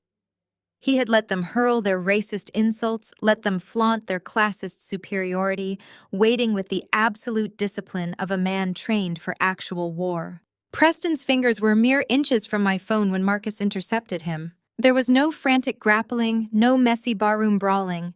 It was a masterclass in close-quarters combat executed with brutal, kinetic efficiency. Marcus's large hand clamped around Preston's outstretched wrist like a steel vise, instantly arresting his forward momentum. With a sharp, calculated twist, Marcus locked the billionaire's arm, hyperextending the elbow joint and forcing Preston's shoulder into an unnatural, agonizing angle. Preston let out a sharp gasp, his eyes widening in sudden, blinding pain. But Marcus did not give him a fraction of a second to recover. Using Preston's own aggressive momentum against him, Marcus swept his stance and drove his weight downward. With a sickening, concussive thud, Marcus slammed Preston face first into the surface of the dining table. The impact shattered what remained of the crystal mimosas and bone china plates. Splinters of expensive glass exploded outward, raining down across the pristine white linen tablecloth. Preston's flawless, aristocratic face was pressed brutally against the hard wood, his cheek resting inches from a jagged shard of a broken champagne flute. He thrashed wildly, his expensive leather shoes scrambling uselessly against the plush country club carpet, trying to leverage his way up. Marcus simply shifted his weight, dropping his knee firmly between Preston's shoulder blades and applying just enough pressure on the locked wrist to send a jolt of paralyzing pain through the CEO's entire nervous system. Preston let out a high-pitched, breathless squeal, all the fight instantly draining out of his body. The untouchable titan of Atlanta real estate was suddenly reduced to a whimpering, immobilized mess pinned to a table covered in spilled orange juice and broken glass. Marcus leaned down his face inches from Preston's ear. His voice was a low, lethal rumble that vibrated with absolute authority, chilling the room to absolute zero. "I told you not to make me repeat myself." The silence that followed was heavy and suffocating. Vivian let out a strangled, guttural shriek, pressing both hands over her mouth as she backed away, her beloved pearl necklace catching on the edge of her chair and scattering across the floor. She was hyperventilating, her worldview completely shattered. She had worshipped Preston as a god among men, the pinnacle of high society, and now she was watching him eat glass beneath the knee of the very man she had spent the last 20 minutes degrading. Charles was clutching his chest, his face an alarming shade of crimson. He stumbled backward, his chair tipping over and crashing onto the imported rug.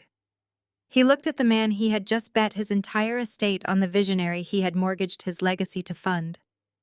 The visionary was currently drooling onto a linen napkin, utterly neutralized by a single perfectly executed military takedown. Chloe had retreated until her back hit the floor-to-ceiling windows overlooking the 18th hole. She was shaking violently, her eyes wide with a mixture of terror and absolute disbelief. The smug, triumphant grin she had worn just moments ago was entirely gone, replaced by the panicked realization that her getaway driver was trapped. Through it all, I remained perfectly seated. I had not flinched when Preston lunged, and I did not move now. I simply slipped my phone back into the inner pocket of my blazer, watching the physics of action and consequence play out exactly as I had calculated. You grunt." Preston choked out, his voice muffled against the table, a thin trail of blood trickling from a small scratch on his cheek where a piece of crystal had grazed him. He squirmed pathetically under Marcus's unyielding grip. "Do you know who I am? I will sue you into oblivion. I will have you court-martialed. I will spend every cent I have making sure you rot in Leavenworth for assaulting me." "You do not have a single cent left to spend, Preston. I said, my voice perfectly level, cutting through his delusional threats. You are completely bankrupt. Your offshore accounts are frozen, your bridge capital was seized by the Treasury, and your corporate ledgers are currently being decrypted by a federal cyber team. You are threatening lawsuits with money that no longer exists. Preston squeezed his eyes shut, a pathetic groan escaping his throat as the reality of his total financial annihilation finally bypassed his arrogance. He was not going to Switzerland. He was not going to build another high-rise. He was pinned like an insect on a display board, and the illusion of his power had been entirely stripped away. Maya, make him stop! Vivian wailed, her voice shrill and hysterical as she pointed a trembling finger at Marcus. You are acting like animals. This is the Buckhead Country Club. You cannot do this here. Let him go. I think he is exactly where he needs to be, Vivian, I replied coldly, not even glancing in her direction. He is finally grounded in reality. Charles, still gasping for air, tried to muster a fraction of his usual patriarchal authority. You have ruined everything, he rasped, pointing a shaking hand at me. You have destroyed this family. You have destroyed our legacy. Your legacy was a fraud, Dad, I stated, staring him down. You handed it over willingly to a criminal because you were too blinded by greed to look at the math. I did not destroy anything. I just turned on the lights so you could see the rot. Before Charles could formulate a response, the heavy, soundproof mahogany double doors of the VIP dining room were shoved violently open. The sudden explosive noise caused Chloe to scream and Vivian to drop to her knees in pure shock. The hushed, exclusive sanctity of the country club was instantly violated. 5 individuals poured into the room, moving with synchronized tactical precision. They were not wearing pastel polos or tailored golf attire. They were wearing dark, functional windbreakers. The bold, unmistakable yellow letters spelling out FBI and IRSCID were emblazoned across their backs and chests, glaring under the crystal chandeliers. They fanned out rapidly, securing the exits and taking total control of the room before anyone could even process their arrival. The clinking of silver and crystal from the main dining room outside was abruptly cut off as 2 heavily armed agents secured the perimeter, standing guard at the threshold. A tall, broad-shouldered FBI special agent stepped forward, his badge flashing under the overhead lights. His eyes swept over the shattered table, the hysterical family members, and finally landed on the man pinned to the mahogany wood. Preston Oakwell, the agent announced, his voice booming with absolute federal authority, pulling a thick stack of legal documents from his jacket. We have a federal warrant for your arrest. Preston's eyes snapped open, a look of pure, unadulterated horror washing over his bruised face. The federal nightmare had officially arrived. How will the agent respond to Preston's inevitable demands for legal counsel and political intervention? The heat of the afternoon was a sharp, cleansing contrast to the toxic chill of the VIP dining room. I took a deep breath, filling my lungs with the fresh air. Marcus stood beside me, his hand resting reassuringly on the small of my back, a silent, steady anchor. We were walking toward our car when the heavy mahogany doors of the country club violently burst open behind us. Maya, wait! Chloe's voice tore through the tranquil atmosphere of the portico. It was a raw, guttural screech that made several valets jump, and passing club members stopped dead in their tracks. I turned around slowly. Chloe was running toward us. She had lost one of her designer heels, hobbling frantically across the immaculate cobblestone driveway. Her perfectly styled hair was a tangled mess, and dark streaks of mascara painted chaotic lines down her pale cheeks. The polished, untouchable socialite was completely gone, replaced by a terrified woman watching her entire fabricated universe burn to the ground. Just yards away, the federal agents were shoving a handcuffed Preston into the back of a black armored SUV. He looked small, pathetic, and utterly defeated. The sight of him being swallowed by the federal vehicle seemed to break whatever fragile thread of sanity Chloe had left. She reached us and did not just stop. She physically collapsed. Chloe dropped to her knees on the hard pavement right at my feet. She threw her arms forward, her manicured hands gripping my ankles with a desperate bruising force. She buried her face against my legs, sobbing so violently that her entire body shook. The elite members of the Buckhead Country Club stood frozen on the steps, watching the pristine golden child of the Preston family grovel on the concrete. "Maya, please," she wailed, her voice muffled against my clothing. "You have a massive company. You have money. You have to help us. Please, I am begging you. Pay his bail. Save our family." The sheer audacity of her request was staggering. Less than half an hour ago, she had sat in that dining room sipping a mimosa and smiling while my parents tried to force me to sign away my birthright to cover her husband's criminal debts. She had called me a liability. She had mocked my suburban life. She had gladly agreed to let our own parents face federal prison just so she could flee to Geneva with stolen money. And now she was kneeling on the concrete, begging the scapegoat to be the savior. I looked down at her. I felt no pity. I felt no triumph. I just felt a profound, absolute emptiness where my sister used to be. I reached into my blazer pocket. I bypassed my phone and pulled out my corporate account card. It was a heavy, solid, black titanium rectangle, devoid of any branding except for the Aegis Core logo and my name laser etched into the metal. I tapped the edge of the heavy card gently against the hood of my waiting car. The sharp metallic clink cut through the sound of Chloe's hysterical sobbing. She looked up, her tear-filled eyes locking onto the black card. A fleeting, pathetic spark of hope ignited in her gaze. She actually thought I was going to hand it to her. She thought that family loyalty, a concept she had entirely abandoned, would somehow compel me to rescue her. $10,000 for bail. I asked, my voice perfectly quiet, perfectly controlled. "You want me to finance your husband's temporary freedom?" "Yes," she gasped, reaching a trembling hand upward toward the card. "Please, Maya, it is nothing to you. You can save him. You can save all of us." I slowly lowered the card, keeping it just out of her reach. "Did you forget that Mother froze the trust fund?" I asked, staring down into her desperate face. "You sat there and watched them cut me off." I was legally and financially severed from this bloodline. "I do not have a single cent of family money to give you." "But your own money," she pleaded, fresh tears spilling over her cheeks. "Your company is worth millions. Preston said so. You have it." I crouched down, bringing my face level with hers. The smell of her expensive perfume was masked by the sour scent of pure panic. "And my money," I whispered, emphasizing each syllable with absolute precision. "I am sorry, but it will never be used to save the man who slapped my son." I paused, letting the memory of Leo's bruised cheek hang in the air between us. I saw the exact moment the realization hit her. Her eyes widened, the breath catching in her throat, as the inescapable weight of her own past actions crushed her final hope. "I am not going to spend a fraction of a cent to help you, Chloe," I continued, my voice dripping with cold, unyielding finality. "Your husband put his hands on my child. You stood there and justified it. You told me I was overreacting. You chose proximity to wealth over the safety of your own nephew. You chose the high society illusion. You chose the racist, arrogant fraud who thought he could buy the world." "Maya, no, I did not mean it. I was just trying to keep the peace," she babbled, scrambling backward on the pavement, her hands coming up as if to physically deflect my words.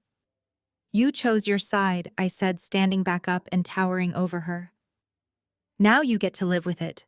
You get to watch the federal government seize your cars, your jewelry, your bank accounts, and your precious social standing. You are going to be left with absolutely nothing, Chloe. And you earned every single second of it."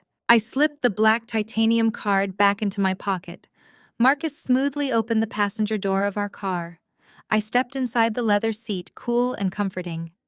Marcus walked around to the driver's side, his gaze sweeping the stunned onlookers and federal agents one last time before getting in. As he started the engine, I looked out the window. Chloe was still kneeling on the cobblestone, her hands covering her face, rocking back and forth in the afternoon sun. Behind her, Vivian and Charles had finally stumbled out of the country club doors, looking like ghosts. They stood frozen on the portico, watching the black federal SUV carrying Preston pull out of the gates and disappear down the manicured street. They had wanted a legacy. They had wanted to sit at the absolute pinnacle of the elite. Now they were just another cautionary tale, a broken family standing in the wreckage of their own manufactured greed. Marcus shifted the car into gear. We pulled away from the portico, the tires gliding smoothly over the pavement. We did not look back. The fallout was not just immediate, it was catastrophic. By the time Marcus navigated my car onto the highway, the local news networks were already breaking the story. The FBI raid at the Buckhead Country Club was too spectacular to keep quiet. Preston Oakwell, the golden boy of Atlanta real estate, was facing a 32-count federal indictment. The social execution of Charles and Vivian Preston took exactly 48 hours. I watched it unfold from the serene security of the Aegis Corps headquarters.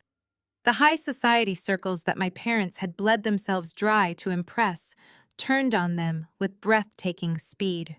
The country club revoked their membership via a cold, automated email before dinner time. The charity galas they had sponsored suddenly erased their names from all promotional materials. Their phone lines, which usually rang incessantly with invitations to luncheons and silent auctions, went entirely dead. But the social exile was nothing compared to the financial guillotine. Preston had not just used them for their pristine social standing, he had used them as his personal financial blast shield. The documents Charles and Vivian had so proudly signed, the executive director agreements for his urban renewal charity, made them legally responsible for the fraudulent entity. When the federal government seized Preston assets, they seized the charity accounts too. And because my parents had leveraged their beloved Buckhead mansion to provide Preston with that $5 million bridge loan, the bank initiated immediate aggressive foreclosure proceedings. Their savings were frozen. Their credit lines were instantly cut. The grand aristocratic life they had meticulously built was wiped out by a single microscopic clause in a contract they had been too arrogant to read. 2 days later, the polished mahogany doors of my corporate boardroom slid open. Marcus stood at the threshold, his posture relaxed, but his eyes tracking every microscopic movement in the room. He nodded once, stepping aside to let them in. Charles and Vivian walked into the glass-walled command center of Aegis Corps, and for a moment I barely recognized the people who had raised me. The transformation was horrifying. Charles was not wearing one of his custom-tailored suits. He wore a rumpled off-the-rack jacket, his shoulders slumped, his face gray and deeply lined. The booming authoritarian patriarch was gone, replaced by a fragile, trembling old man. Vivian was completely unrecognizable. The immaculate, perfectly coiffed socialite, who would rather die than be seen in last season's shoes, looked utterly ravaged. Her hair was flat and unstyled, her designer dress was wrinkled, suggesting she had slept in it. Her eyes were swollen and rimmed with dark circles of exhaustion. They stood at the end of the long glass table staring at me.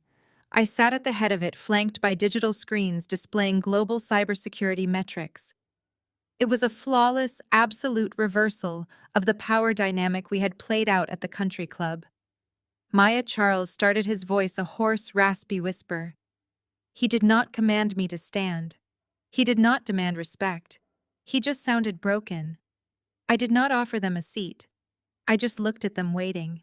We lost it, Maya. Vivian blurted out, the words tumbling from her mouth in a chaotic rush.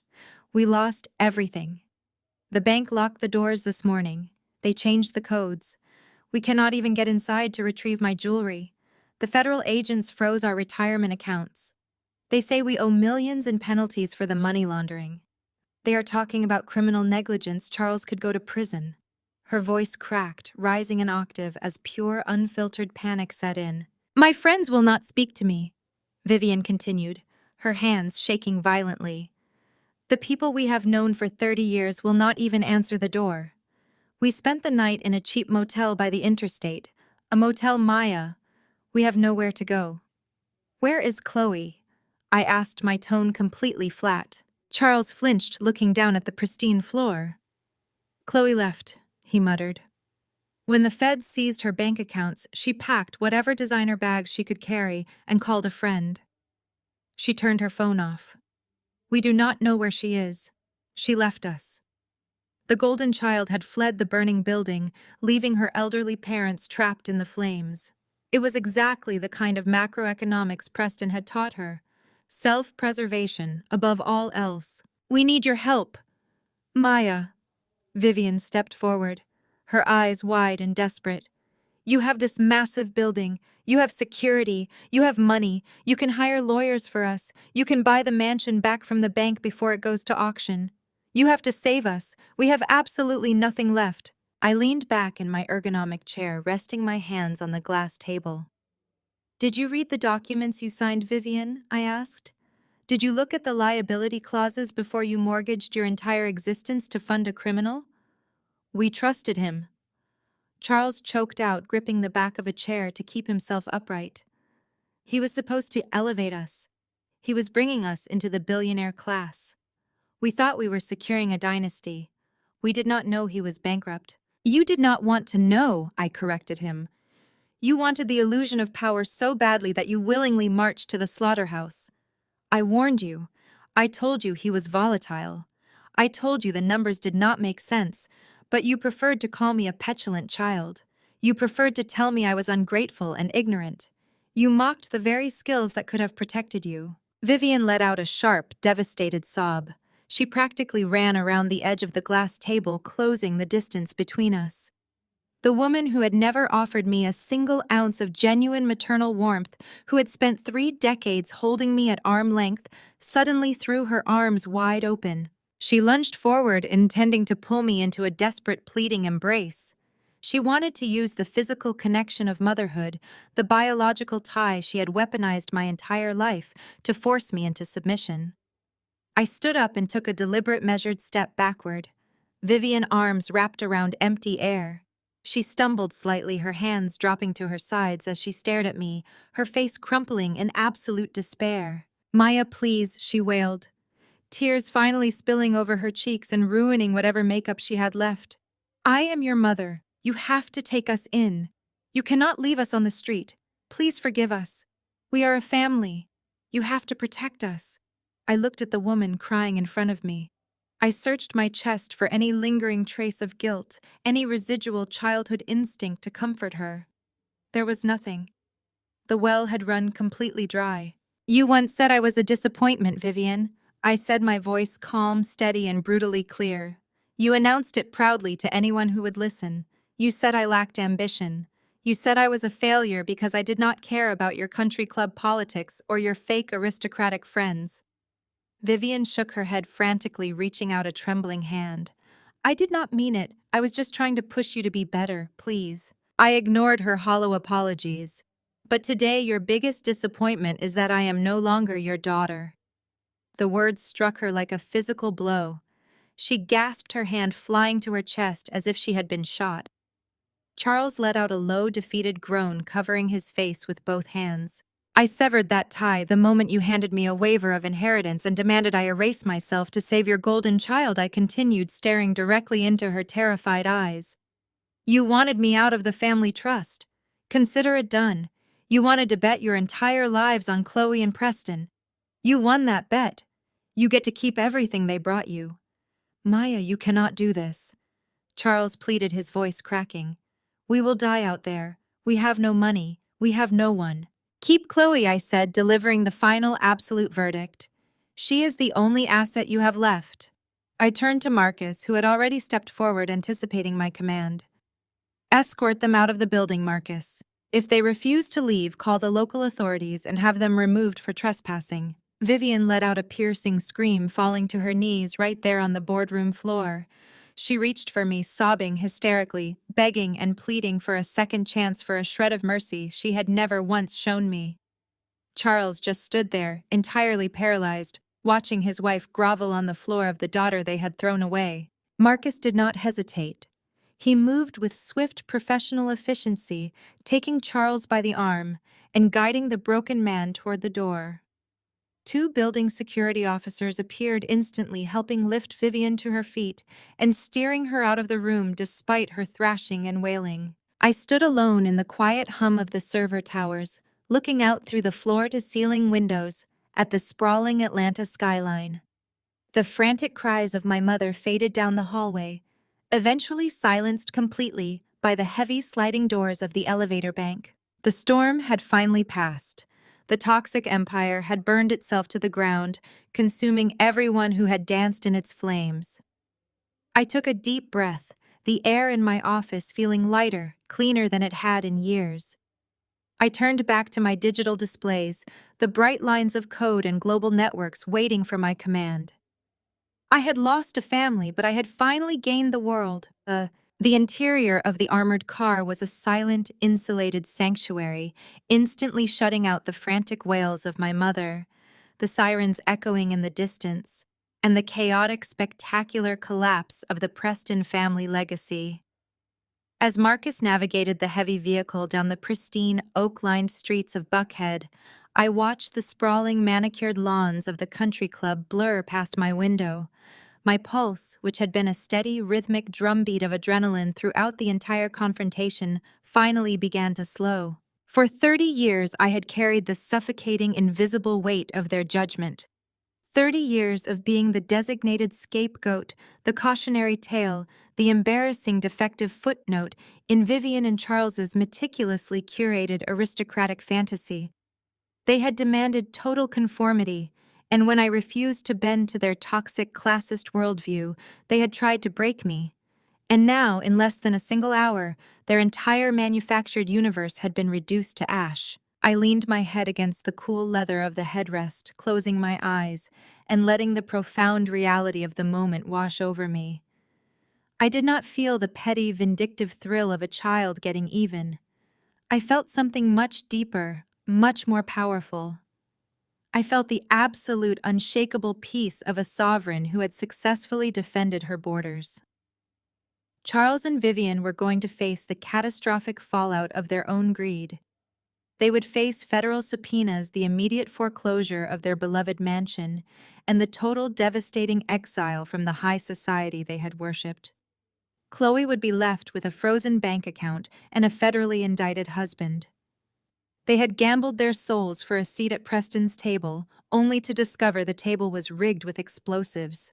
They were finally trapped in the reality they had built, and I was entirely permanently free. My mind drifted back to the darkest years, the era they had weaponized against me today.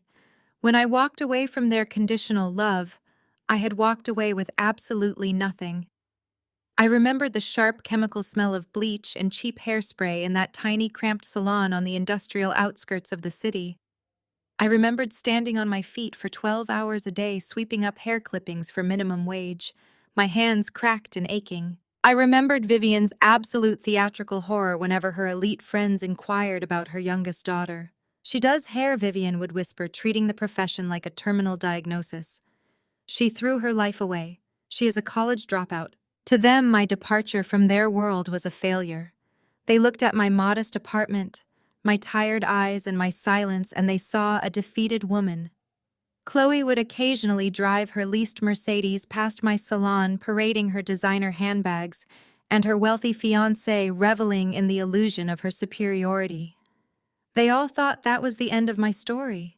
They thought the dropout had simply faded into suburban obscurity. They never understood that building an impenetrable fortress requires intense, absolute isolation. They did not see the nights I stayed awake until dawn, fueled by cheap coffee and raw, unyielding determination, teaching myself the complex, intricate architecture of global cybersecurity.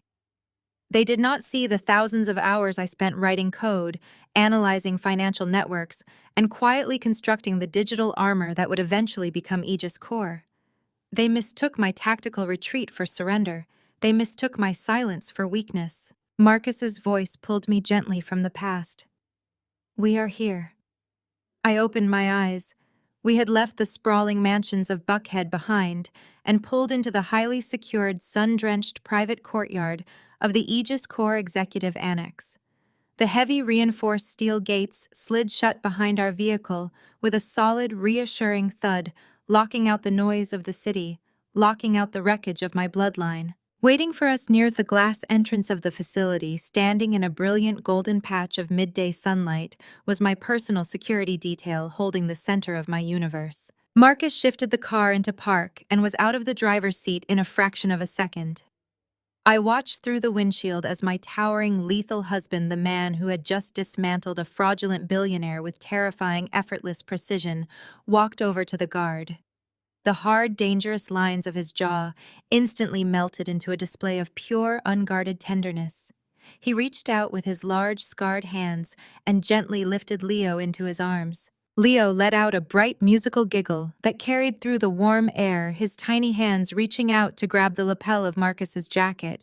Seeing them together bathed in the radiant Atlanta light caused a sudden, overwhelming tightness in my chest. I stepped out of the car. The midday sun washed over me, not oppressive but warm and endlessly bright. The air tasted clean. There were no more shadows lurking in the corners of my life. No more threats from Preston's lawyers, no more toxic sabotage from my sister, no more emotional blackmail from the parents who had only ever seen me as a liability. I walked toward my family, my heels clicking softly, rhythmically against the pristine pavement. Marcus turned to face me as I approached. He adjusted Leo's weight, resting the boy comfortably against his broad, muscular chest, and offered me a smile so deeply warm and completely devoted that it anchored my very soul. He wrapped his free arm securely around my waist, pulling me into his side. I reached up and gently brushed my thumb against Leo's soft cheek. His bright, innocent eyes looked up at me, entirely untouched by the venom and manipulation of the Preston family. He would never know the transactional, conditional love that had poisoned my childhood. He would never be measured by his proximity to elite power, nor would he ever have to beg for validation. He would be raised in a fortress of absolute security, surrounded by fierce, unconditional devotion. He would know that true strength does not require an audience. We began to walk together toward the towering glass doors of the Aegis Corps headquarters. As we moved, the perspective of the world seemed to shift, pulling back smoothly, gliding alongside my footsteps as if mounted on an invisible track. The towering geometric glass and steel architecture of my company rose up majestically behind us, a physical, undeniable monument to the empire I had built from the ashes of their rejection. The sunlight caught the mirrored facade, reflecting a blinding golden halo around us. I slowed my pace, letting Marcus step just slightly ahead with Leo. I turned my head. I looked past the courtyard, past the gates, looking directly into the invisible lens of the world looking directly at you. My expression is completely serene, stripped of any lingering anger or bitterness. There is only sovereign, absolute authority. They thought my silence was the mark of a coward. I say, my voice slow, resonant, and carrying the immovable weight of absolute victory. When I walked away from their money, when I dropped out of their prestigious universities to sweep floors and wash hair, they looked at me and saw a failure. They saw a girl who was too weak, too unrefined, to survive the pressure of their perfect plastic aristocracy. I paused, letting a small, knowing smile touch the corners of my mouth. The radiant Atlanta sun catches my eyes, highlighting the fierce, unbreakable steel beneath. But that is the fatal, arrogant flaw of toxic people. They always mistake quiet survival for weakness. They thought that because I stopped screaming for a seat at their table, I had simply starved. They forgot that while they were busy polishing their stolen crystal and rehearsing their empty, elite scripts, I was learning the code that runs the world. I was building the digital infrastructure that holds their precious banks together. I was turning my silence into an impenetrable vault. I take a slow, deliberate breath, the power of the moment radiating through every syllable. They forgot one universal truth. The quietest, most invisible lion in the tall grass is the one that is actively preparing for a lethal strike. You do not need to shout to prove your worth. You do not need to beg for respect from people who are committed to misunderstanding you. You do not need to lower yourself to match their toxicity or drain your soul engaging in their desperate, petty games. Just work. Build your fortress in the dark. Let them laugh. Let them mock your beginnings. Let them proudly call you a disappointment. I hold the gaze, my eyes burning with a brilliant, blinding intensity. And then, let your success shine so violently, so undeniably bright, that the very people who once looked down on you are blinded by it forever.